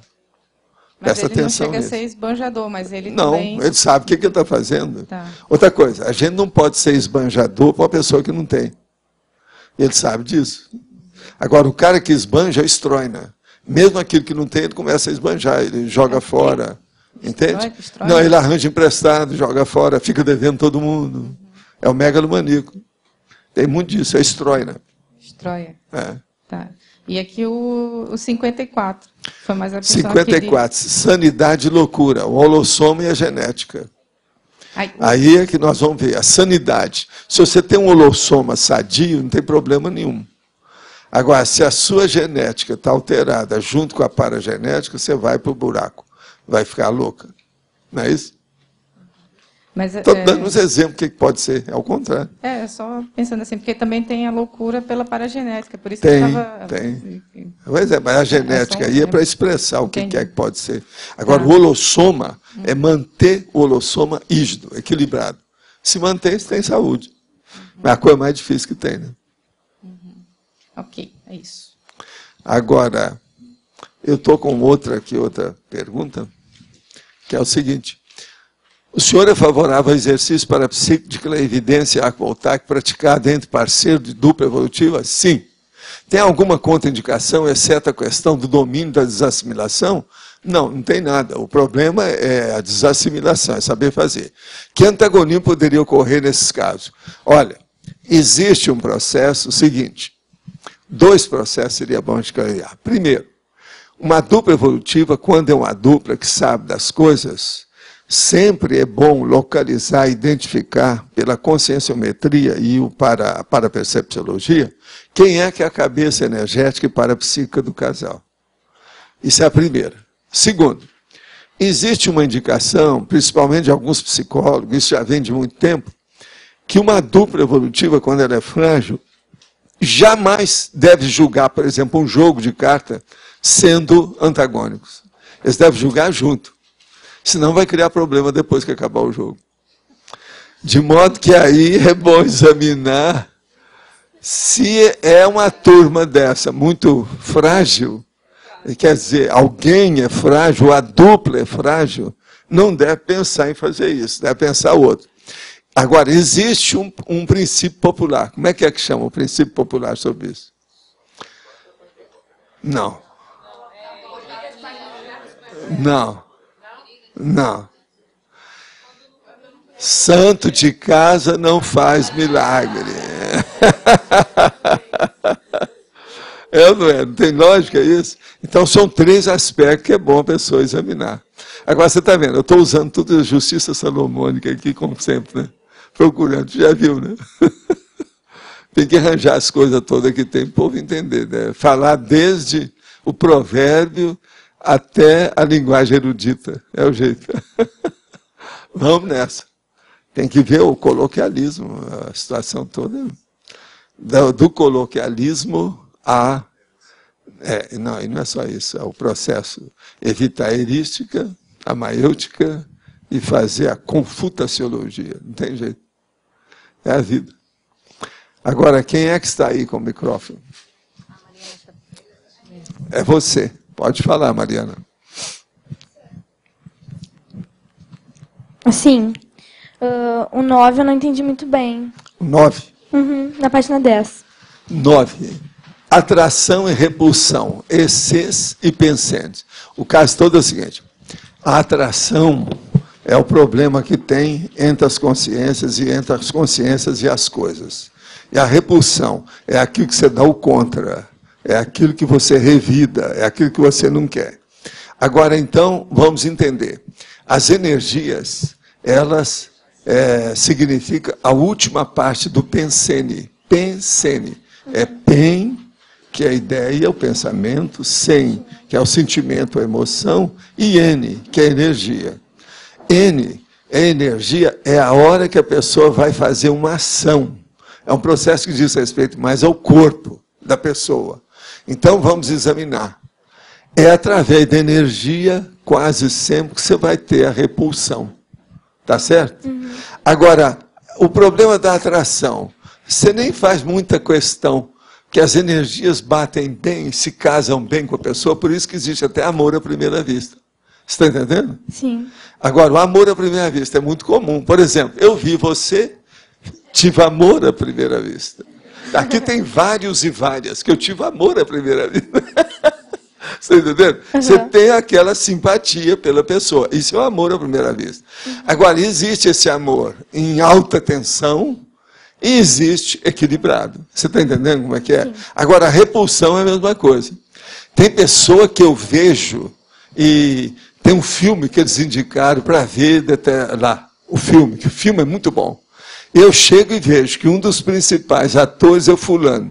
Eu não tolero as bobagens daquele ator, porque ele é um canastrão, é um boboca, só faz caras e boca. Eu falo assim, esse filme não deve ser bom. Mas o que é que eu faço? Eu não posso julgar o filme só por causa de um do elenco. Então o que é que eu faço? Vou lá ver, mas quase sempre eu acerto. Então, quando eu tenho um que eu já risquei do mapa, geralmente eu evito os filmes que aparecem. Se ele está muito proeminente, não dá certo. Então, tem uns cômicos americanos que eu não suporto. Tem um louro que eu não aguento aquele cara. Tem outro que eu falei, a primeira vez que eu vi alguma coisa dele, eu falei assim, esse cara é um caso de psiquiatra. E eu fui olhar e ler, realmente é. Já tomou remédio, uma opção de coisa. Vocês sabem quem, né? É.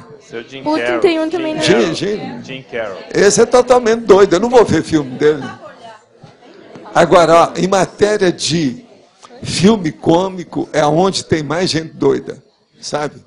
Havia outros já, desde a década de 50, já tinha uns em Hollywood, tudo doido.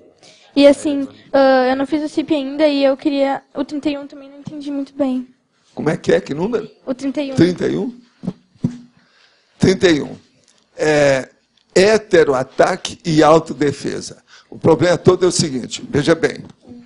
Heteroataque é um ataque que vem de fora contra você. Se ele vem de fora, você tem, cosmoeticamente, a posição de se defender. Isso é que é a autodefesa. Você está entendendo ou não? Então, a coisa séria aí no caso, a gente não deve atacar os outros. Aqui é que está o erro. Agora, a autodefesa, ela é necessária. Nós todos queremos nos defender. Porque se você não se defender, uma pessoa vem, acaba com você sem mais nem menos, como é que é? Você não está dando valor para a sua vida? Você está entendendo? Sim. A gente tem que reprimir isso. É aquilo que nós estávamos falando antes, a repulsão. Tem que dar conta numa situação dessa. Está claro? Obrigada. Pode falar. Professor, tem alguma relação o 55 com o 23?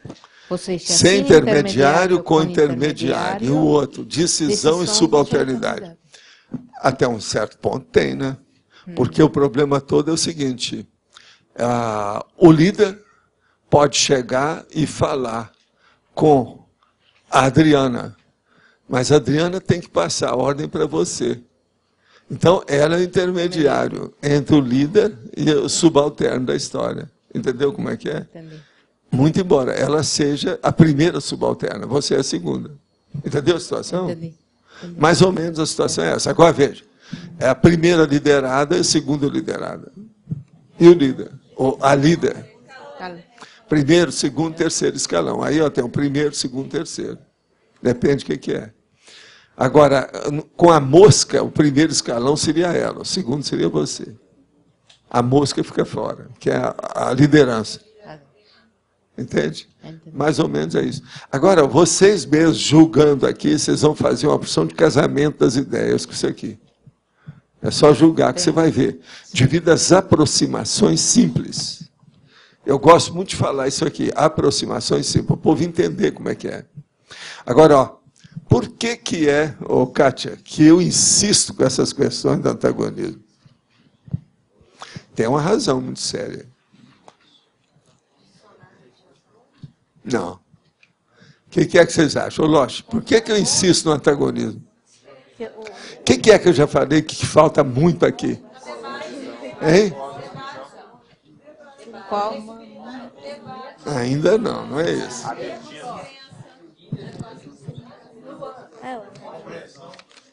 Erro lógico.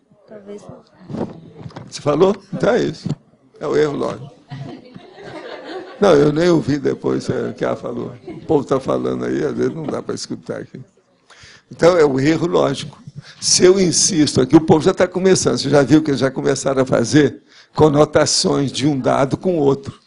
Isso já é o início para entrar para sair daquela estratificação da ideia. Tem que ser assim e acabou. É uma ditadura ideológica, né? Isso está errado. Agora, aqui outra pergunta. Não entendi a relação que o professor fez entre o consciente e inconsciente hoje e ontem, item 20. Olha aqui. Consciente é a pessoa que está consciente nesse momento. Inconsciente pode ser um processo do seu passado. Por exemplo, o verdadeiro inconsciente não é esse do Jung, do Freud, ou qualquer coisa que tem por aí, não. O que eu acho é que o inconsciente é a sua holobiografia, é a sua holomemória, tudo que você tem. De modo que isso pega todo o seu passado, desde que você existe como princípio consciencial, como consciência. Então, veja, uma é hoje, o outro é ontem, sim. Não haveria possibilidade da consciência intemporal, precognição e retrocognição, e a inconsciência presente, falta de lucidez? Nesse caso, a comparação seria muito relativa. Olha, isso aí é bobagem, né? O problema é o seguinte, ou a pessoa é lúcida ou não é. Fim de papo, esquece o resto. Isso tudo é besteira. Afinal de contas, você é lúcido ou não é? O resto é nuance. O resto é coisinha, pedacinho. Você vai ver coisinha, mas a pessoa é lúcida ou não é? Outra coisa, a lucidez já significa mais do que o QI, mais do que a inteligência, mais do que tudo isso. Por quê? É a lucidez.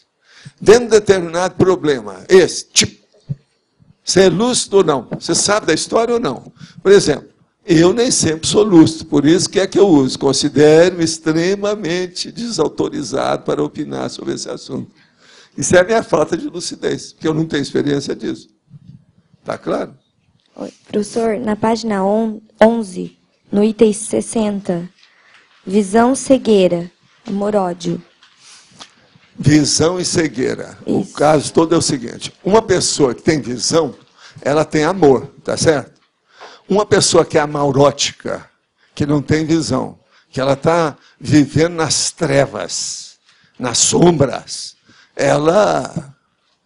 o ódio é isso. Uma pessoa que odeia, ela arranjou a baratosfera, ela vive no inferno. Uma pessoa que ama, pelo menos ela já tem assim, um vislumbre do paraíso. Você entendeu a diferença? Agora, cegueira é a amaurose. Esse aqui é o nome técnico que se usa. Eu não quis colocar aqui porque eu estou falando em visão direta. Os cegos hoje não gostam que a gente fale a palavra cegueira. E nem usa isso para nada. Então, a gente usa mais a palavra amaurose. Amaurose é a cegueira na linguagem erudita da universidade, da academia. Entende? Amaurose quer dizer falta de visão. Entende? Então, o que é a cegueira?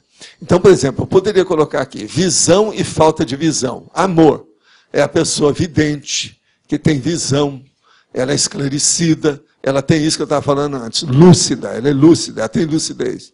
Agora, uma pessoa que é cega, amaurótica, que está nas trevas, é a pessoa que odeia, que tem ojeriza, que tem raiva. Então, por exemplo, você vai ver, quem tem a pena de talião, que é aquele vida por vida, olho por olho, cabeça por cabeça, você está entendendo? Isso mostra ódio, é a vingança. Vingança é ódio. Então, por exemplo, os judeus são assim. Eles têm a pena de talião. Fez uma coisa, eles na mesma hora querem descontar. O nome disso chama represália. Agora, veja, os palestinos entraram na mesma situação, porque eles são primos. Então, hoje também eles estão usando a pena de talião. Então, vai lá, Israel, avança, joga umas bombas lá nos palestinos. Os palestinos vêm e começam a jogar coisa em cima deles.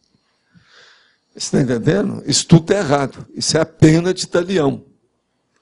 Isso é ódio, vingança, represália. Nós temos que entrar tudo para as tréguas, para a pacificação, para o bem-estar de todo mundo, e não arranjar doença para todo mundo. Então, qual é a maior doença da humanidade? É o ódio. Você está entendendo? Então, agora, é duro, é o seguinte, umas pessoas, por exemplo, ficam apaixonadas, elas se casam. Passa algum tempo, elas começam a brigar. Chega num certo ponto, ela se divorcia de uma maneira litigiosa, um brigando com o outro. Aquilo virou ódio. Então, entre o amor e o ódio, a coisa está assim, ó, muito próxima da coisa da outra. Precisa ter muito cuidado com isso. Agora, o problema nosso é ficar no amor o tempo todo. É aquele negócio, paz e amor.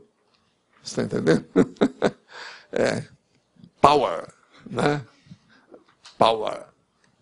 Agora, ó, sou doutoranda e professora aqui no Rio de Janeiro. Estamos iniciando um trabalho para abrir espaço para a Sinvex fazer palestra em terceirões e calouros da instituição que trabalho. É na universidade.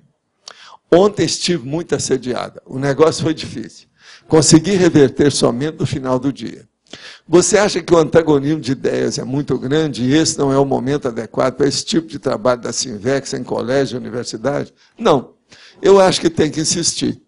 Afinal de contas, você já tem ideia do que deve fazer.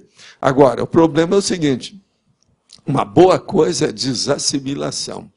Está faltando aí a desassimilação, e não o trabalho. Vamos fazer o trabalho. Já está na hora, já vira oportunidade, vale a pena. Agora, desassimilação. Desassimilação é necessário. Vamos fazer força. Qualquer coisa, ó, passa esse fim de semana, porque lá na área lá do Rio, como é que chama o lugar? Saquarema. Vamos lá, dá um pulo lá, passa uma temporada, que lá já tem lugar para a pessoa pensar. Recarregar as baterias e sem pagar muito, é baratinho. E outra coisa, para ficar com a Duracell, que é importante. Professor, fala. Na página 11, número 59, você fala violência e moderação. Violência e moderação, músculo e sinapse. Eu queria saber o seguinte, o trajeto da violência, na consciência, na condição da violência para moderação, quando é que ela começa a fazer esse movimento para moderação? A hora que ela cria novas sinapses neuroniais, em vez de ficar só com as células musculares. Então ela tem que passar do cerebelo para o cérebro. É o que eu estou explicando aí indiretamente, é isso que eu estou mostrando. Cérebro, a pessoa só pensa no bíceps, contra o bíceps. Você está entendendo? No caso. Agora, veja, cerebelo só pensa no bíceps. Agora, o cérebro já vai começar a pensar em neurônio. Então, a pessoa vai ponderar, ela vai refletir, ela vai pesar uma coisa com outra, ela já não vai diretamente, sem pensar, já vai atacar a pessoa. O ataque pessoal é quando a pessoa não pensa. A mão é que pensa, é o músculo que pensa, é o bíceps que pensa, é o músculo. Então, isso aí é que é o ruim. Em termos assim de traços conscienciais, é a partir do momento que a consciência começa a refletir, a reflexão? Refletir. É o grafal? Outra coisa, eu já vi gente baixinha, magra e franzina. Mas uma palavra que a pessoa falava, todos os caras de 2 metros de altura e 1 metro de largura ficavam calados. Então, o problema é a força presencial. Se há uma força presencial, a coisa melhora de figura. Por quê? Essa força presencial, a base dela tem que ser o parapsiquismo e a parte cortical propriamente dita. Se a pessoa tem isso, a coisa melhora.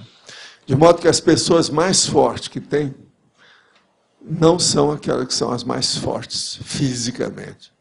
São aquelas que têm força presencial através da própria energia, do parapsiquismo, mas principalmente a lucidez que vem atrás da testa. Essa aqui é a base de tudo. Vê se tem lógica para você. O senhor acabou de dizer, evitar a erística maiêutica e fazer a confutaciologia. Não tem outro jeito? Poderia, por favor, esclarecer essa afirmação? O caso é o seguinte. A erística é um tipo de dialética que, às vezes, retorce ou torce a condição lógica das coisas para a pessoa ganhar. Ela quer, de qualquer maneira, tomar conta da situação e dominar o debate. E a maiêutica é quando a pessoa usa as armas da outra pessoa para acabar com ela mesma. Faz a pessoa suicidar. Então, a maiêutica, lá no fundo, que é o que Sócrates fazia, ele fazia o quê? Ele fazia a eutanásia intelectual das pessoas. Vocês estão entendendo bem isso? Eutanásia intelectual. Fica tudo claro se nós começarmos a pensar. Então, o jeito nosso é fazer a confutaciologia rigorosamente educada, cosmoética, de alto nível, com equilíbrio. Isso é diferente dessas duas coisas que nós falamos. A pessoa que mata alguém que ia matá-la cometeu um ato anticosmoético, seria melhor morrer do que matar nessa situação? Olha, aí eu pergunto, qual o caso? O que houve? De que modo que foi? Porque isso aí varia infinito. Para isso é que tem a jurisprudência. Eu passo isso aí para vocês, tá certo? Cada caso é um caso, tem que ver. Então, ó, como é que faz? Tem mais algum hoje na nossa turma do Ciaju, que não é só você hoje? Você é representante única? Então tá. E eu não posso falar nisso, porque eu sou só rabo. Tá? Eu sou da rabulística. Agora, meu nome é bonito, da rabulística. É um negócio muito sério. Mas fala. Professor, lá na questionologia, fazendo uma relação aí com o antagonismo, o senhor comenta ali predominantemente, você é neofílico ou neofóbico, né? E os fatos que comprovam tal posicionamento. Seria na questão da contrapontologia, seria o nível de contrapontos que você faz? Não, afinal de contas, o que você é? Você é neofílico ou neofóbico? É uma pergunta? Já que nós estamos no questionamento... Eu me acho neofílico, pelo menos. A princípio, eu me acho. Você é neofílico? Sim. Então está certo. Agora, como é que você comprova isso? Devido a... Quais os fatos você me comprova? Me fala um fato. A minha análise da tecnologia, das ideias da projeciologia, conscienciologia também. Estar aqui na tertúlia todos os dias. Vocês acham que o Adélio admite os contra que a gente dá nele? Alguns não. Alguns. Então, de qualquer maneira, aí isso já comprova. Já tem gente que já está a seu favor. Quer dizer, você já tem advogado de defesa agora... aqui. Não tem só gente do magistério público. Não é isso? Professor, eu acho interessante porque muitas vezes a pessoa se acha neofílica, mas ela não faz contraponto, ela não faz análise. Ela está de braços cruzados. Ela não participa. Tem muita gente neofílica que não participa. Então, é uma pessoa inerte. Ela, até um certo ponto, vamos dizer, um vegetal. Então, por exemplo, eu posso gostar das coisas e participar, e posso gostar das coisas e não participar. No caso todo é o seguinte, pergunta para a pessoa, você arregaça as mangas? Depois você sua a camisa? Senão não adianta. É aquele negócio do colaborador, sabe? Voluntário. Compromissado ou... Isso. Não, quando a pessoa chega, ela tira o paletó, depois ela arregaça as mangas, depois ela começa a suar a camisa. Lá pela Santa ela tem que tirar a camisa. Esse é que trabalha mais. Aí está suando sangue. Valdo, no caso o Adélio aqui, ele tem essas etapas. Ele Qual delas tirou a bombacha, deixou o chimarrão, largou Pelotas e veio para Foz. Você acabou de arranjar um advogado de alto coturno. Aqui, acabou de arranjar. Vamos colocar o Antônio na Ciajuc. Você já está convidado para participar da Ciajuc. Tá certo? Arranjou um advogado de defesa. Incrível. Não, essa de saiu de Pelota no fim, essa foi chata. Eu excluiria essa. Tá certo? Mas olha, quem é que está aí? Você está querendo... Não? Quando a pessoa começa a fazer assim com a mão, eu estou sempre querendo ver se não é uma outra. O Ciro estava desse jeito aí, né? Agora aqui outra pergunta. Gostaria de saber sua opinião sobre a relação entre antagonismo e autoculpa. O caso todo é o seguinte. Antagonismo é a pessoa que é contra alguma coisa. Autoculpa é uma pessoa que remói e rumina algum remorso, algum arrependimento, alguma culpa que ela tem. Então, veja, em tese não tem nada que ver uma coisa com outra. Agora, o problema é ver em que contexto que a pessoa teve essa ideia. Você tem que perguntar para você, onde é que apareceu isso? Você tem alguma autoculpa? Autoculpa é perda de tempo. Se uma pessoa tem autoculpa por um erro que ela cometeu, o que ela deve fazer? Ela deve procurar arranjar um jeito de praticar um ato que possa compensar aquele erro cometido. E, se for possível, com as mesmas pessoas ou pessoas mais ou menos assemelhadas, e atos que sejam mais ou menos dentro daquela linha de conhecimento, para ficar, então, tudo bonitinho um em cima do outro, certinho, adequadamente. Agora, Alinor, eu estou vendo que você está aqui. Não tem ninguém lá agora? Como é que está? Você sabe que ele é que toma conta lá das nossas coisas. Mas lá tem gente, né? Tem, está tudo firme, né?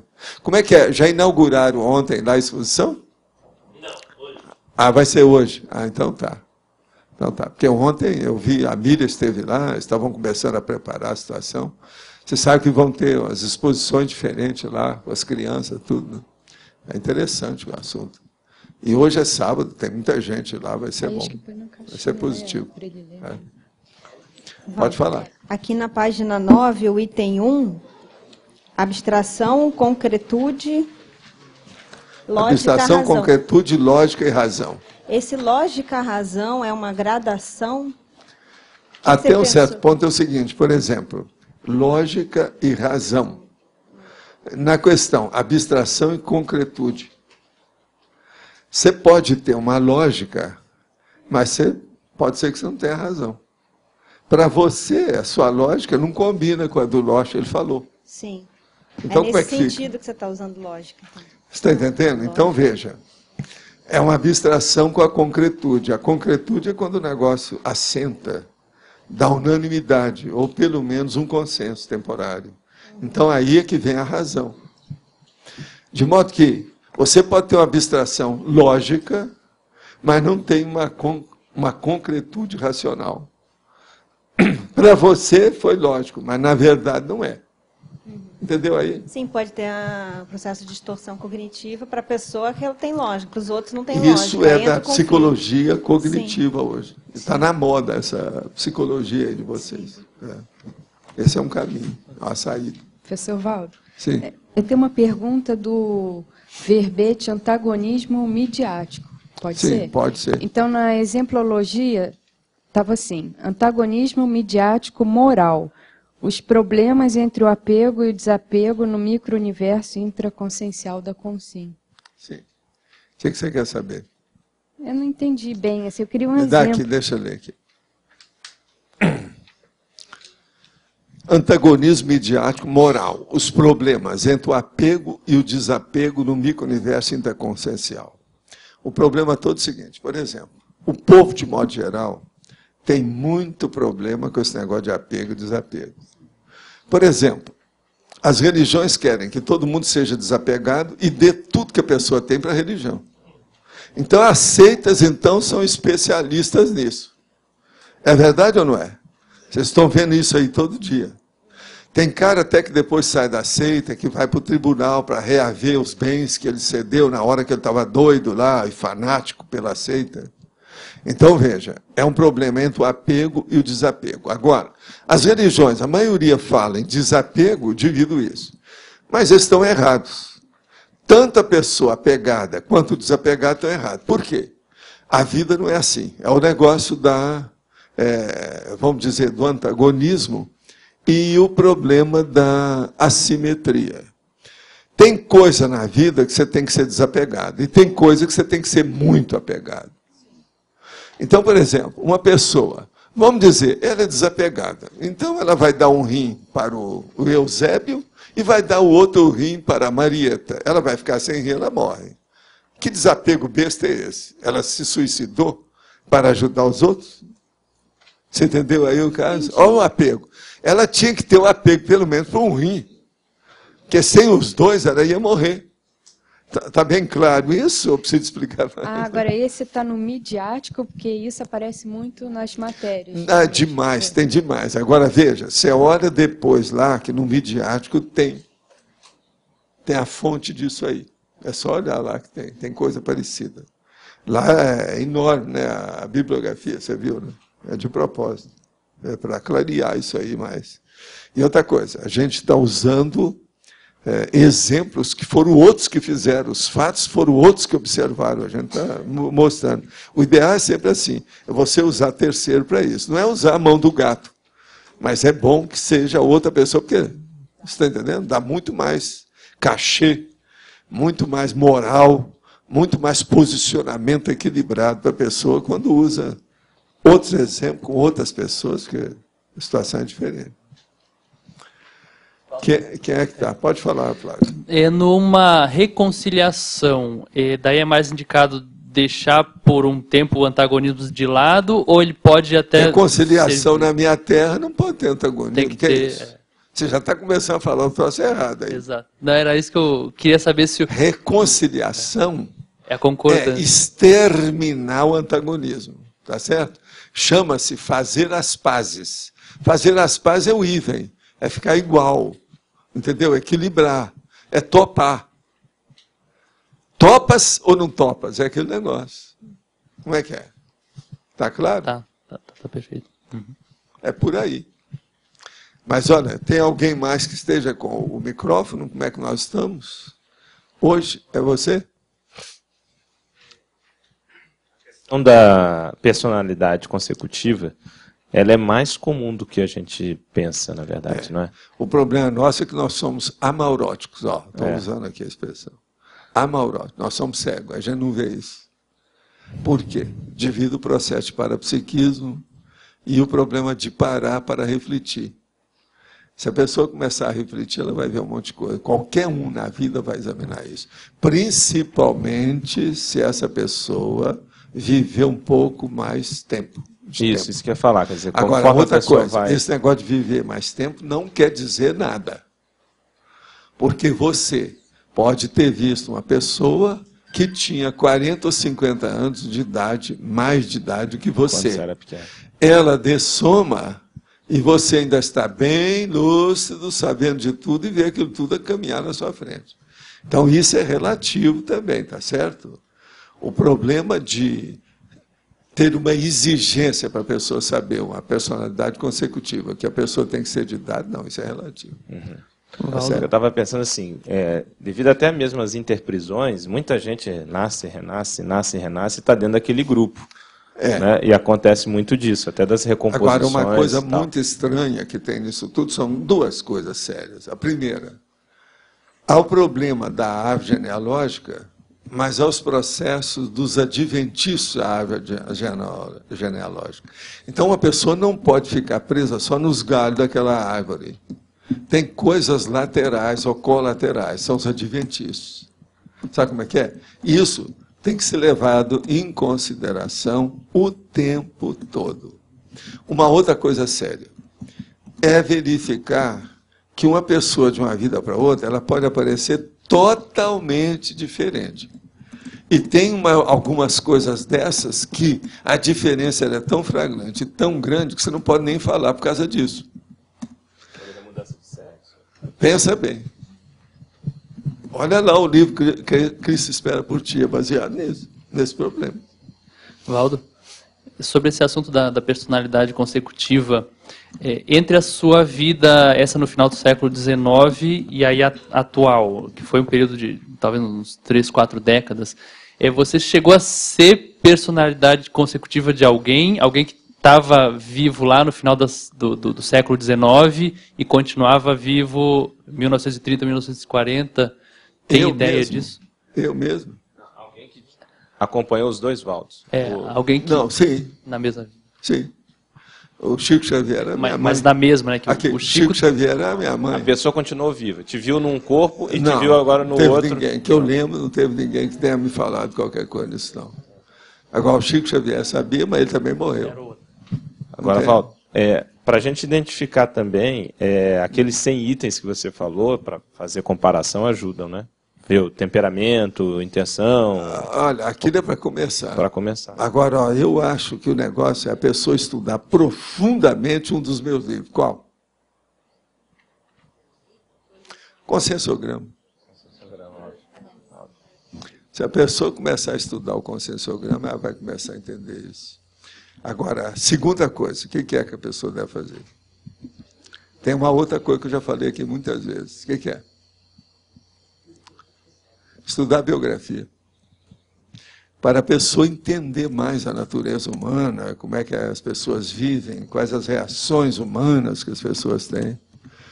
Uma pessoa que já leu muita biografia, ela é mais capacitada para opinar sobre essas coisas. Agora, um negócio seríssimo que a pessoa tem que ter nisso é não ter parti pris. Ela não puxar brasa para sardinha em nada. Ela evitar paixões ou evitar aquilo que eu chamo que é o apriorismo ou a priorismose. Por exemplo, uma pessoa que é priorista, esqueça, que ela nunca vai acertar nada disso. Não dá certo. De modo que a hora que você for analisar, isso tudo tem que ser visto na frente, para a pessoa não perder tempo, energia, oportunidade com essas bobagens. Não adianta. O processo é isenção. Você sabe, isenção é muito fácil, é muito difícil. É por causa do processo da equidistância. A pessoa tem que sobrepairar aqueles problemas para ver como se fosse de fora. Como se ela fosse uma consciência, como se não tivesse nada a ver com aquilo. É assim que a pessoa pode examinar as coisas. Eu procurei fazer isso muito cedo. Agora, ó, eu vou te contar uma coisa. Aquela minha visão com retrocognição que eu tive na infância por causa do meu irmão, me ajudou demais nisso. Que a partir daquilo eu comecei de cara, a não tingir nada. Você está entendendo? Porque a tendência das pessoas é tingir tudo de preto, de plúmbio. Você está entendendo como é que é? Colocar tudo pior, como se fosse a noite de tempestade, igual a de ontem. E aí é que piora tudo. Então, a hora que você começa a ficar isento, essa pacificação íntima que vem dentro de você, permite que você analise as pessoas com mais equidistância, você acerta mais, você erra menos. Isso é um fato. Tem muito isso. Professor, sim. Nessa questão que o senhor falou de que deveria haver 100 evidências entre temperamento, profissão e outros itens, só seria possível a gente pesquisar isso se a nossa possível vida anterior fosse uma personalidade pública. Não, não precisa ser personalidade pública. Às vezes ela pode ser uma pessoa lá do Cafundó do Judas, mas que escreveu uma biografia ou teve qualquer coisa. E que às vezes vai ter relação com aquilo. Não é bem assim, não. Isso aí não exclui. Não necessariamente. Não é bem isso. Tá? Sou psicólogo e agora estou estudando a conscienciologia. Tenho observado muita semelhança entre ambas. A psicologia é um grãozinho de areia perto da conscienciologia, mas, através desse grãozinho, vejo que algumas pessoas estudam a conscienciologia, porém não conhecem seus traumas, suas frustrações, suas limitações, conhecem muito de outras vidas, das energias, do que veio fazer nessa dimensão, mas não sabem quem são nessa vida. Vejo isso como uma grande disparidade. Tão evoluídos num aspecto, mas tão primários em outros. Para os que não têm oportunidade de fazer a consciência terapia, o senhor apoia o processo terapêutico convencional? Olha, eu apoio tudo quanto é terapia, desde que seja bem indicada.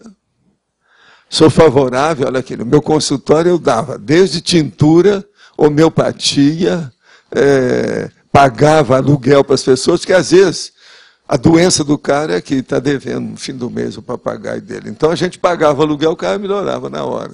Então isso é uma terapia econômico-financeira. Essa não tem nem na psicologia, no estudo. Então veja, eu usava todas elas. Tudo quanto é terapia alternativa, desde que o negócio funcione. Então, por exemplo, aquele negócio, eu chegava e olhava bem para o olho de uma pessoa. Às vezes eu caracterizava ali a semiologia e dava o diagnóstico só de olhar no olho. Isso é iridologia. E isso não é qualquer um que faça. Eu já estudava isso desde a década de 50. O negócio é sério. E outra coisa, homeopatia também. Né? Eu estudei homeopatia profundamente. É uma das coisas que eu mais estudei fora da medicina. Medicina convencional, alopática, que está aí. Ô, gente, eu quero dizer para vocês que hoje o jeito é nós, hein? Amanhã é antagonismologia sadia. E hoje, que é o processo que nós precisamos, eu não tenho aqui a situação toda, não. De modo que eu vou te pedir para você ler, porque ele não fez a listagem. Então nós vamos deixar sem, né? Mas por isso que eu acho que ele não trouxe também, né? Tá certo? Porque eu queria só para mostrar para vocês, pelo menos. Mas deixa. Agora, ó, se hoje tem pergunta aí, tem tudo? Então, faz favor. Pontuações da tertúlia, perguntas respondidas da internet 17, assinaturas no livro de presença 65. Nós temos 7 recados, pedi para as pessoas falarem com uma certa brevidade. Vai começar a Mércia, depois é o Eduardo, o Flávio Amaral, a Eliana Esquiante, o Cícero, o César e a Solange.